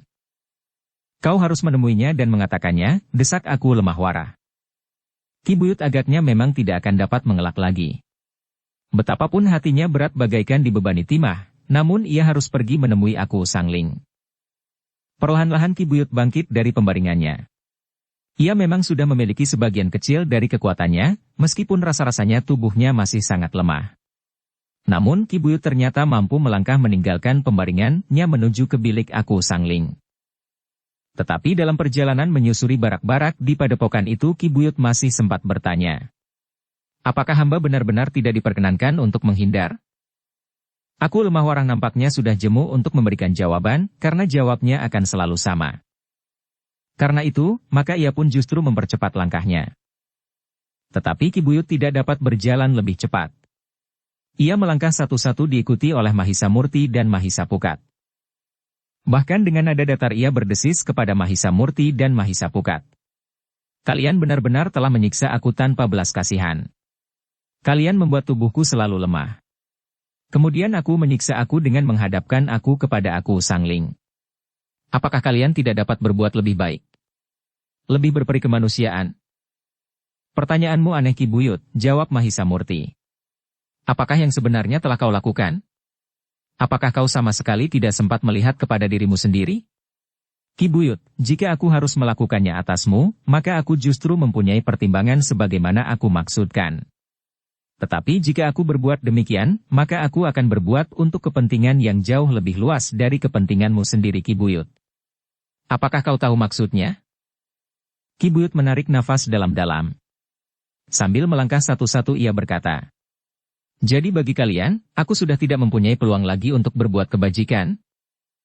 Dapatkah perkataanmu atau agaknya janjimu itu kami percaya dengan serta-merta? Bertanya Mahisa Murti. Ki Buyut memang tidak dapat menjawab. Ia tidak dapat menunjukkan atau menyatakan satu jaminan yang dapat dipercaya bahwa ia akan melakukannya sebaik-baiknya sebagaimana dikatakan itu. Untuk beberapa saat mereka berjalan sambil berdiam diri. Ki Buyut yang lemah itu berjalan sambil menundukkan kepalanya. Ia tidak tahu apakah yang akan dikatakannya nanti di hadapan Aku Sangling. Dalam pada itu, Aku Lemah Warah sudah berdiri di hadapan pintu bilik Aku Sangling. Ketika ia berhenti dan berpaling, maka ternyata Ki Buyut masih berada beberapa langkah di belakang diiringi oleh Mahisa Murti dan Mahisa Pukat. Aku Lemah Warah menarik nafas dalam-dalam. Ia sadar bahwa Ki Buyut tidak dapat berjalan secepat ia berjalan. Karena itu maka ia harus menunggu dengan sabar. Beberapa saat kemudian maka barulah Ki Buyut yang tertatih-tatih itu mendekat dengan segannya, sehingga karena itu maka langkahnya menjadi semakin lambat. Namun akhirnya Ki Buyut itu tidak dapat berbuat apa-apa lagi ketika ia sudah berdiri di muka pintu. Karena sejenak kemudian maka Aku Lemah Warah pun telah mendorongnya memasuki bilik itu. Aku Sangling yang meskipun keadaannya sudah berangsur baik namun masih tetap berbaring di pembaringannya itu pun menarik nafas dalam-dalam. Apapun alasannya, ia tidak akan dapat menolak lagi kehadiran Ki Buyut Bapang. Duduklah Ki Buyut, berkata aku lemah warah yang mempersilahkan Ki Buyut duduk di sebuah amben kecil di sebelah pembaringan aku Sangling. Ki Buyut itu pun kemudian duduk dengan jantung yang berdegupan. Dipandanginya aku Sangling yang berbaring itu dengan sorot mata yang gelisah. Ampun aku, berkata Ki Buyut. Hamba telah datang untuk menghadap aku, atas perintah aku lemah warah. Aku Sangling memandanginya sekilas. Namun kemudian ia pun berpaling sambil berdesis. Untuk apa kau datang menghadap aku? Kita sama-sama tawanan di sini. Aku lemah warahlah yang memerintahkan hamba untuk menghadap, jawab Ki Buyut. Aku tahu, geram aku Sangling. Lemah warah ingin mengatakan kepadaku lewat pengakuanmu, bahwa yang aku lakukan adalah sia-sia. Bahkan akan ditekankannya, bukan saja sia-sia, tetapi satu kesalahan besar. Sebab aku lemah warah pernah mengatakan kepadaku, bahwa kau pernah berada pula di lemah warah. Kau pernah melakukan tindakan yang bertentangan dengan paugeran di lemah warah, sehingga akhirnya kau lari keluar dari Pakuan. Tiba-tiba saja kau menjadi seorang buyut di daerah Sangling, sehingga aku lemah warah telah menganggap aku melindungi seorang penjahat seperti kau. Ki Buyut menundukkan kepalanya. Namun kemudian katanya, hamba tidak dapat ingkar. Hamba memang pernah melakukan kejahatan di lemah warah. Nah, agaknya aku lemah warah sudah puas mendengar pembicaraan ini, berkata aku Sangling. Hanya itu yang kalian katakan, bertanya aku lemah warah. Ya hanya itulah lingkaran persoalannya. Lalu apalagi yang kau kehendaki, bertanya aku Sangling. Bagus, berkata aku lemah warah. Jika demikian aku akan mengambil kesimpulan. Ternyata Ki Buyut merupakan orang penting di Pakuan Sangling. Kenapa aku berpendirian demikian, bertanya aku Sangling. Aku lemah warah mengerutkan keningnya. Namun kemudian dengan nada dalam ia berkata. Bukan Ki Buyut Bapang yang memberikan pengakuan. Tetapi aku Sanglinglah yang mengucapkan pengakuan yang seharusnya dikatakan oleh Ki Buyut Bapang. Hanya karena itu maka aku menganggap bahwa Ki Buyut Bapang merupakan orang penting di Sangling, bertanya aku Sangling. Dengan pengakuan yang kau ucapkan itu, agaknya kau memang bermaksud membatasi pengakuan yang mungkin diucapkan oleh Ki Buyut Bapang. Dengan demikian maka Ki Buyut tidak mengatakan bagaimana ia lari dari lemah warah dan datang menghadap aku Sangling untuk mendapat perlindungan. Kau jangan berprasangka begitu buruk, geram aku Sangling. Aku hanya ingin memancing agar Ki Buyut tidak merasa takut untuk mengucapkan pengakuannya. Jangan kelabui aku demikian kasar, dengan menganggap aku berlaku bodoh, berkata aku lemah warah. Aku menang ingin melihat apa yang terjadi di sini. Jika Ki Buyut Bapang yang mengucapkan pengakuan, kemudian aku Sangling menjadi menyesal bahwa ia telah berusaha untuk menolong Ki Buyut, bahkan telah jatuh pula korban, maka aku yakin bahwa Ki Buyut benar-benar orang yang mampu menyelundup dan mengelabui aku di Sangling. Tanpa sepengetahuan aku Sangling Ki Buyut di Bapang mampu merebut kedudukan. Aku lemah warah berhenti sejenak, lalu, tetapi yang aku lihat dan aku dengar bukan hal seperti itu. Apa yang aku lihat, bertanya aku Sangling. Seperti yang sudah terjadi, berkata aku lemah warah. Dengan cerdik aku Sangling telah membatasi sikap dan pengakuan Ki Buyut Bapang. Namun dengan demikian aku melihat jelas, bahwa sebenarnya sejak kehadiran Ki Buyut di Sangling, aku sudah tahu siapa Ki Buyut dan apa yang pernah dilakukannya di lemah warah. Bohong, wajah aku Sangling menjadi tegang. Tetapi ia memang tidak dapat berbuat apa-apa.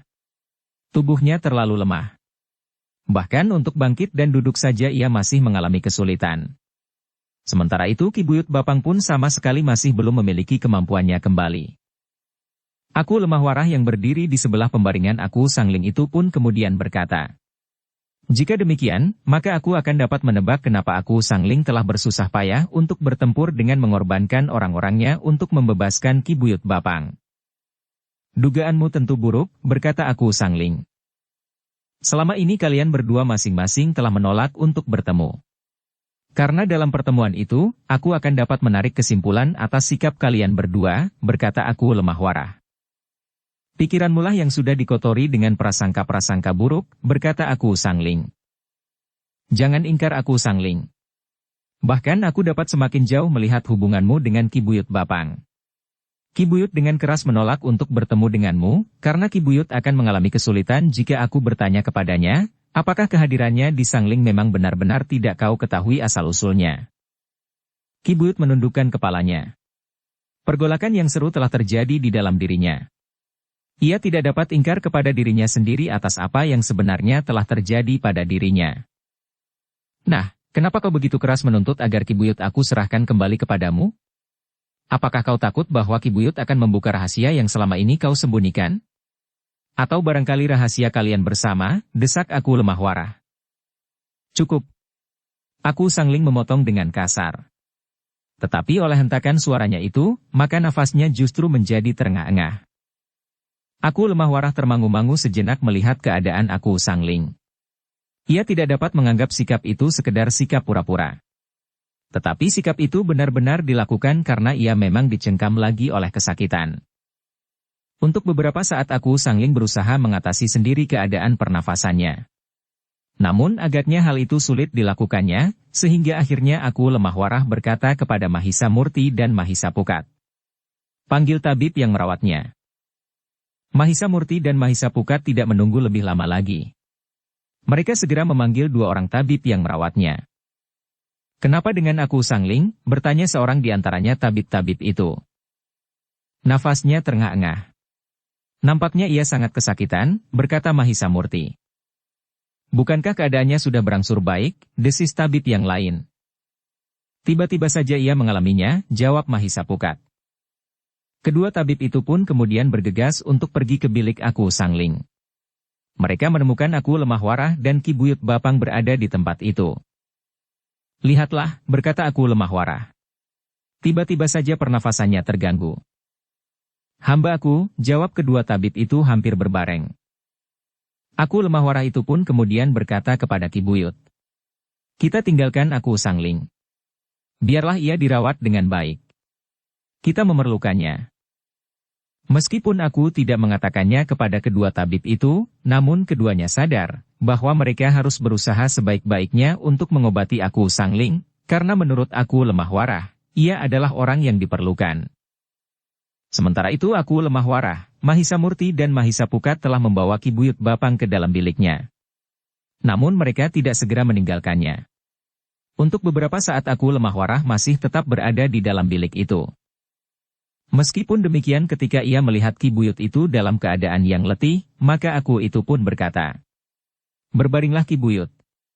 Kau memang masih terlalu lemah. Sebenarnya hamba sudah tidak lagi dalam keadaan seperti ini, berkata Ki Buyut.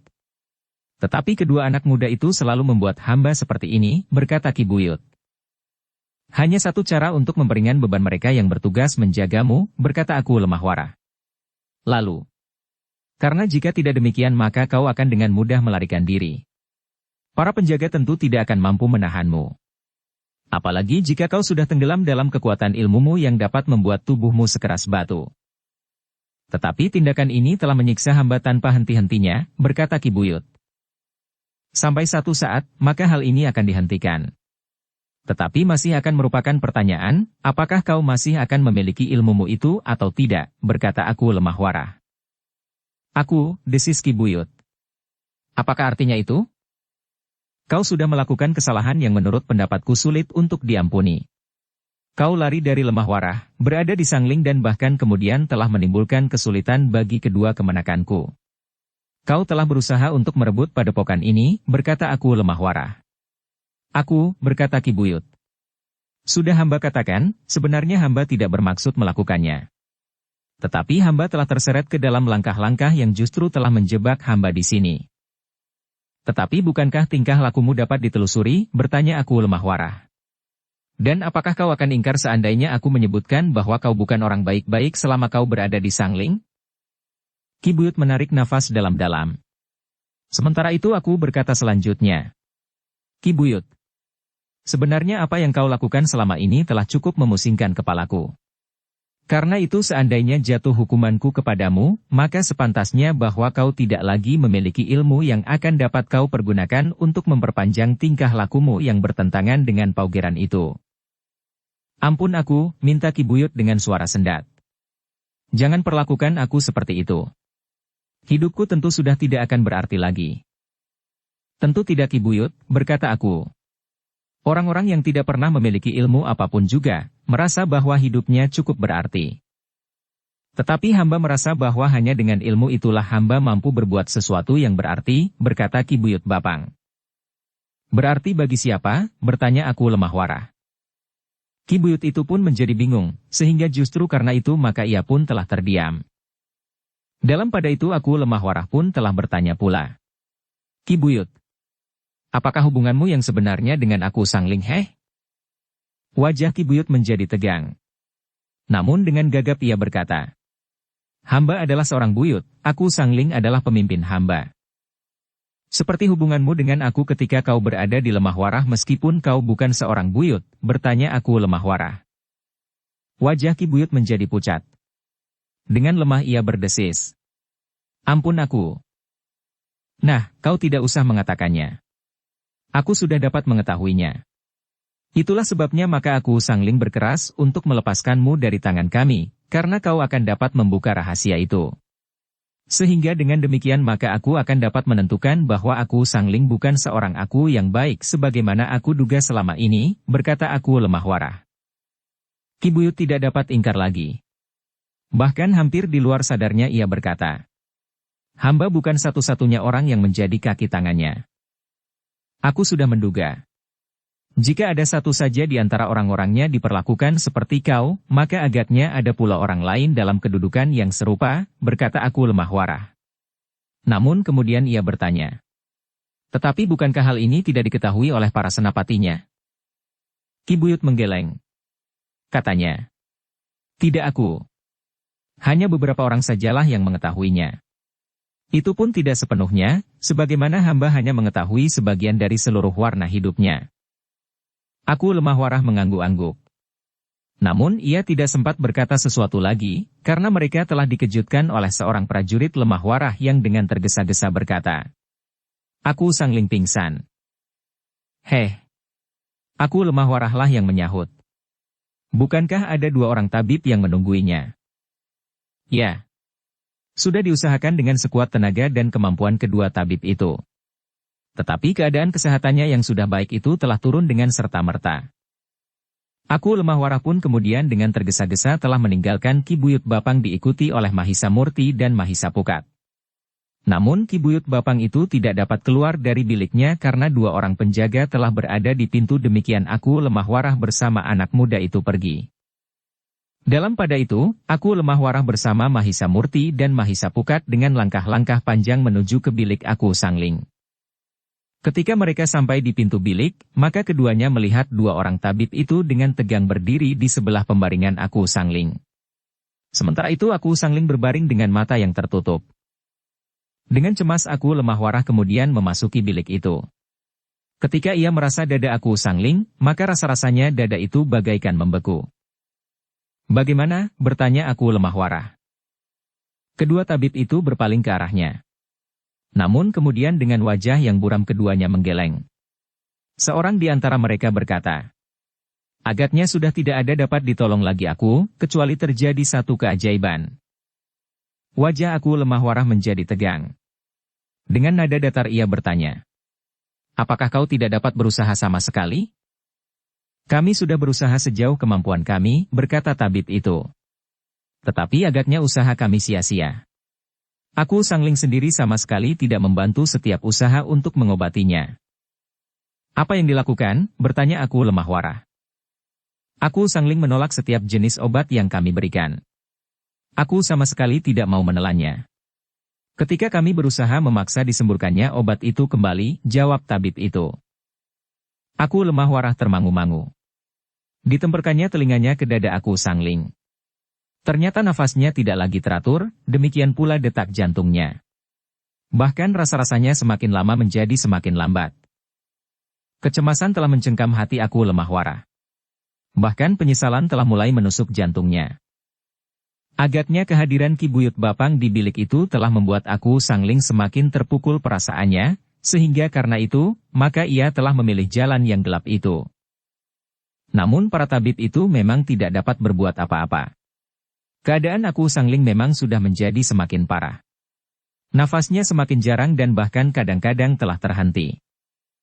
Aku Lemah Warah pun telah menggelengkan kepalanya pula. Perlahan-lahan ia melangkah keluar dari bilik itu. Sejenak ia berdiri di luar pintu sambil menengadahkan kepalanya, seakan-akan memandang mega-mega yang lewat dengan tanpa berkedip. Mahisa Murti dan Mahisa Pukat berdiri termangu-mangu. Meskipun keduanya tidak bertanya, tetapi keduanya dapat meraba apa yang telah terjadi dengan aku Sangling. Bahkan sejenak kemudian seorang dari kedua tabib itu telah berdiri di pintu itu pula. Dengan nada rendah ia berkata, "Ampun aku. Tidak ada yang dapat mencegah datangnya kematian." "Aku Sangling?" bertanya aku Lemah Warah. Tabib itu mengangguk kecil sambil berdesis. "Hamba aku." Aku Lemah Warah pun kemudian bergegas masuk kembali. Namun seperti yang dikatakan oleh tabib itu, aku Sangling telah menghembuskan nafasnya yang penghabisan. Aku Lemah Warah hanya dapat menarik nafas dalam-dalam. Bagaimanapun juga ia telah merasa bahwa dirinya lah yang telah membunuh aku Sangling. Ia telah melukainya. Kemudian justru pada saat lukanya mulai susut, maka ia telah membawa Ki Buyut Bapang menemuinya. Agaknya persoalan selanjutnya dianggap akan menjadi sangat gelap bagi aku Sangling. Apalagi jika aku Lemah Warah itu kemudian menyampaikan persoalannya kepada Sri Baginda di Kediri, maka ia akan semakin mengalami kesulitan. Karena itu bagi aku Sangling tidak ada jalan lain yang dipilihnya kecuali mengakhiri segala-galanya sampai ke batas itu. Dengan wajah yang muram aku Lemah Warah memandang tubuh aku Sangling yang terbaring diam. Tangannya sudah disilangkan di dadanya. Mahisa Murti dan Mahisa Pukat pun telah memasuki bilik itu pula. Namun tubuh itu telah terbujur diam. "Sudahlah," desis aku Lemah Warah. "Ia telah sampai ke batas. Apapun yang kita lakukan, tidak akan dapat menolongnya." Mahisa Murti dan Mahisa Pukat tidak menjawab. Namun keduanya pun telah menundukkan wajahnya pula. Aku Lemah Warah pun kemudian telah memerintahkan kepada seorang prajurit untuk bersama-sama dengan beberapa orang mempersiapkan segala sesuatunya untuk menyelenggarakan tubuh aku Sangling itu. Namun dalam pada itu, aku Lemah Warah telah memberi kesempatan kepada kedua orang prajurit Sangling untuk kembali ke pakuannya, memberitahukan kematian aku Sangling. Jika keluarganya menghendaki, maka tubuhnya akan dapat dibawa kembali ke pakuan untuk dilakukan upacara yang lebih baik. "Pakailah kuda yang ada di sini," berkata aku Lemah Warah. "Terima kasih aku," sembah salah seorang dari kedua prajurit Sangling itu. Sejenak kemudian kedua orang prajurit Sangling itu telah berpacu kembali ke pakuan untuk memberitahukan keadaan aku Sangling kepada keluarganya dan kepada para pemimpin pakuan yang ditinggalkan di Sangling. Namun dalam pada itu, diam-diam aku Lemah Warah telah memerintahkan prajuritnya untuk bersiap-siap. Bagaimanapun juga kedua orang prajurit itu akan dapat berkata lain kepada para pemimpin Sangling yang tinggal, meskipun kemungkinan Sangling akan berbuat sesuatu memang sangat tipis. Apalagi setelah aku Sangling itu tidak ada lagi. Tetapi bagi aku Lemah Warah, tidak ada salahnya jika ia berbuat lebih berhati-hati. Demikianlah, maka dua ekor kuda telah berpacu meninggalkan padepokan Suryantal itu menuju Sangling. Dalam pada itu, maka para prajurit Lemah Warah yang ada di padepokan itu pun telah mulai mempersiapkan diri lagi. Sementara Mahisa Murti dan Mahisa Pukat meskipun masih nampak dilekati oleh noda-noda pada kulitnya, namun kekuatan dan kemampuan ilmunya telah pulih seutuhnya. Dalam kesiagaan itu, para prajurit Lemah Warah dan para penghuni padepokan Suryantal itu telah menempatkan para tawanan di tempat yang paling mapan. Tawanan yang jumlahnya cukup besar. Bahkan barak-barak di padepokan itu sebagian besar justru telah dipergunakan untuk menyimpan para tawanan. Sedangkan para prajurit Lemah Warah dan para penghuni padepokan itu sendiri justru berada di luar atau di tempat-tempat yang disiapkan dengan tergesa-gesa. Barak-barak kecil dan gubuk-gubuk sederhana di sekitar barak-barak yang dipergunakan oleh para tawanan, sekaligus mengamati dan menjaga, agar para tawanan tidak melakukan sesuatu yang tidak diharapkan.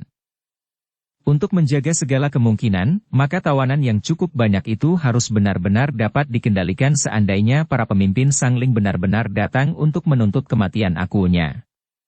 Atau kemungkinan lain yang dapat terjadi, setelah aku Sangling itu terbunuh, maka tidak akan ada lagi gairah untuk melakukan perlawanan.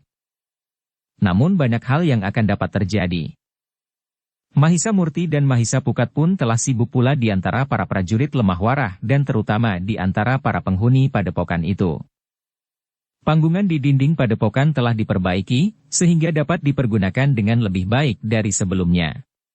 Panggungan itu menjadi lebih panjang dan diberi beratap. Panggungan itu bukan saja untuk berjaga-jaga mengamati daerah di sekitar padepokan, namun sekaligus dapat dipergunakan sebagai tempat untuk tidur sebagian prajurit lemah warah dan para penghuni padepokan itu yang tidak mendapat tempat-tempat di barak-barak dan gubuk-gubuk yang dibuat kemudian. Kehadiran mereka di panggung-panggung penjagaan itu justru memberikan gairah kepada mereka yang sedang bertugas, meskipun akhirnya mereka akan tertidur juga. Para tawanan tidak mengetahui apa yang akan terjadi. Mereka tidak mempunyai perhitungan seperti orang-orang lemah warah, bahwa kawan-kawan mereka mungkin akan datang untuk menyerang. Sepeninggal aku, rasa-rasanya segalanya memang sudah selesai. Dalam pada itu, saudara seperguruan aku Sangling pun menjadi sangat berduka. Kematian aku Sangling merupakan pukulan yang sangat berat bagi perasaannya. Karena itu, maka ia pun telah jatuh ke dalam satu sikap yang tidak berkepastian. Seakan-akan apa yang dilakukannya kemudian tidak memberikan arti apapun juga bagi hidupnya. Yang menjadi lebih parah adalah Ki Buyut Bapang. Ia merasa ikut bersalah. Jika ia tidak terlibat dalam perebutan batu yang sudah berada di padepokan itu yang kemudian justru telah menjeratnya, maka aku Sangling mungkin tidak akan datang ke padepokan itu pula. Dalam pada itu, kedua orang yang telah berangkat menuju ke Sangling dengan berkuda, setelah menempuh perjalanan yang cukup panjang, telah berada di Pakuwon. Ia telah menemui para pemimpin Pakuwon yang tinggal, termasuk para pemimpin prajurit Sangling. Laporan itu memang membuat telinga para senapati menjadi merah. Seorang senapati muda dengan serta-merta berkata, "Beri aku prajurit segelar sepapan. Aku akan menghancurkan padepokan itu." Seorang senapati yang lebih tua dan sempat berpikir lebih cermat berkata, "Apa yang dapat kau lakukan di padepokan itu?" Dalam pasukan yang hancur itu terdapat dua orang yang ilmunya sulit untuk dicari bandingnya. Aku dan seorang saudara seperguruannya. Pasukan yang dibawanya pun merupakan pasukan yang besar. Namun aku tidak dapat memenangkan perang itu. Ilmu aku telah membentur ilmu aku lemah warah sementara ilmu saudara seperguruan aku itu telah dihancurkan oleh dua orang anak muda kemanakan aku lemah warah. Memang tidak masuk akal bahwa dua orang anak muda mampu mengimbangi ilmu saudara seperguruan aku itu. Namun itulah yang terjadi. Bukankah begitu? Kedua orang prajurit yang telah melaporkan peristiwa di padepokan itu mengangguk-angguk. Namun senapati muda itu bertanya lantang. "Apakah benar begitu?" "Seperti yang sudah kami laporkan," jawab salah seorang dari keduanya. "Kita kerahkan semua kekuatan yang ada di Pakuwon ini," katanya pula. Tetapi senapati yang tertua yang ada di Pakuwon itu menggeleng. Katanya, "Apakah kita tidak akan dapat melihat kenyataan itu? Apakah kita masih harus memberikan korban lagi?" Senapati muda itu menarik nafas dalam-dalam. Sementara senapati yang lebih tua itu berkata pula, "Kau tidak akan dapat mengimbangi satu saja di antara kedua orang anak muda yang telah mampu mengalahkan saudara seperguruan aku itu." Senapati muda itu tidak menjawab lagi. Ia memang harus mengerti apa yang sebenarnya telah terjadi. Jika ia membawa prajurit ke padepokan itu, maka agaknya akan sia-sia sajalah usahanya itu. Apapun yang dilakukannya, aku Sangling sudah tidak ada lagi. "Jadi apa yang harus kita lakukan?" Suara senapati muda itu merendah. "Mengambil tubuh aku," jawab senapati yang tua itu. Kemudian menghadap ke Kediri.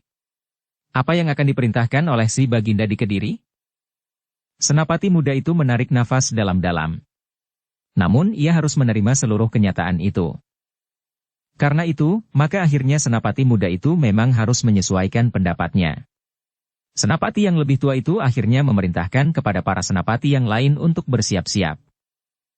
"Kita akan berangkat. Tetapi tidak dalam jumlah yang besar, agar tidak terjadi salah paham. Kita tidak akan bertempur lagi. Tetapi kita memenuhi pesan aku lemah warah untuk mengambil tubuh aku," berkata senapati yang lebih tua itu. Demikianlah, maka dengan cepat, telah bersiap sepasukan kecil prajurit Sangling. Senapati yang lebih tua itu sendirilah yang akan pergi ke padepokan Suryantal untuk mengambil aku Sangling yang telah gugur. Mereka tidak menunggu lebih lama lagi, karena mereka sadar bahwa tubuh aku itu tidak akan dapat bertahan terlalu lama. Karena itulah, maka sejenak kemudian sebuah iring-iringan berkuda telah berderap menuju ke Suryantal. Namun iring-iringan itu memang tidak dapat berpacu terlalu cepat, karena di antara mereka terdapat sebuah kereta. Sangling memang memiliki kereta yang siap ditarik oleh 2 ekor kuda. Bukan pedati yang ditarik oleh 2 ekor lembu. Karena jika mereka mengambil dengan pedati, meskipun lebih kuat, tetapi mereka akan memerlukan waktu terlalu lama. Meskipun demikian, namun kereta itu pun tidak dapat berjalan secepat orang-orang berkuda. Jika kuda-kuda yang menarik kereta itu dipaksa untuk berpacu secepat orang-orang berkuda, maka roda-roda kereta itu akan dapat berpatahan. Karena itu, maka orang-orang yang berkudalah yang harus menyesuaikan diri. Namun bagaimanapun juga, perjalanan mereka jauh lebih cepat daripada jika mereka berjalan kaki. Meskipun kadang-kadang kereta itu pun harus merambat seperti siput di jalan-jalan yang sulit. Tetapi di jalan-jalan yang rata, kereta itu pun dapat berpacu cukup cepat. Ketika iring-iringan itu di hari berikutnya mendekati padepokan, maka mereka yang bertugas di padepokan itu pun segera melihat mereka. Karena itu, maka mereka pun segera memberikan isyarat kepada mereka yang bertugas di belakang regol. Tetapi para petugas itu tidak segera membuka selarak dan pintu regol, tetapi mereka menunggu perintah Aku Lemah Warah. Aku Lemah Warah bersama Mahisa Murti dan Mahisa Pukat telah memanjat dinding dan berdiri di panggungan yang tersedia di sebelah pintu gerbang. Dengan hati-hati Aku Lemah Warah menilai suasana. Agaknya yang datang memang sepasukan kecil, sehingga menurut perhitungan mereka tidak akan berbuat sesuatu selain hanya sekedar mengambil tubuh aku. Karena itu, agaknya aku tidak berkeberatan jika selarak pintu itu dibukakan. Namun sebelum aku memerintahkan untuk membuka pintu itu, mereka semuanya dikejutkan oleh kehadiran seorang tua yang seakan-akan dengan tiba-tiba saja berdiri tidak terlalu jauh di belakang iring-iringan yang datang itu. Bersambung ke bab 103. Dukung kami dengan subscribe, follow, like, komen dan share. Terima kasih.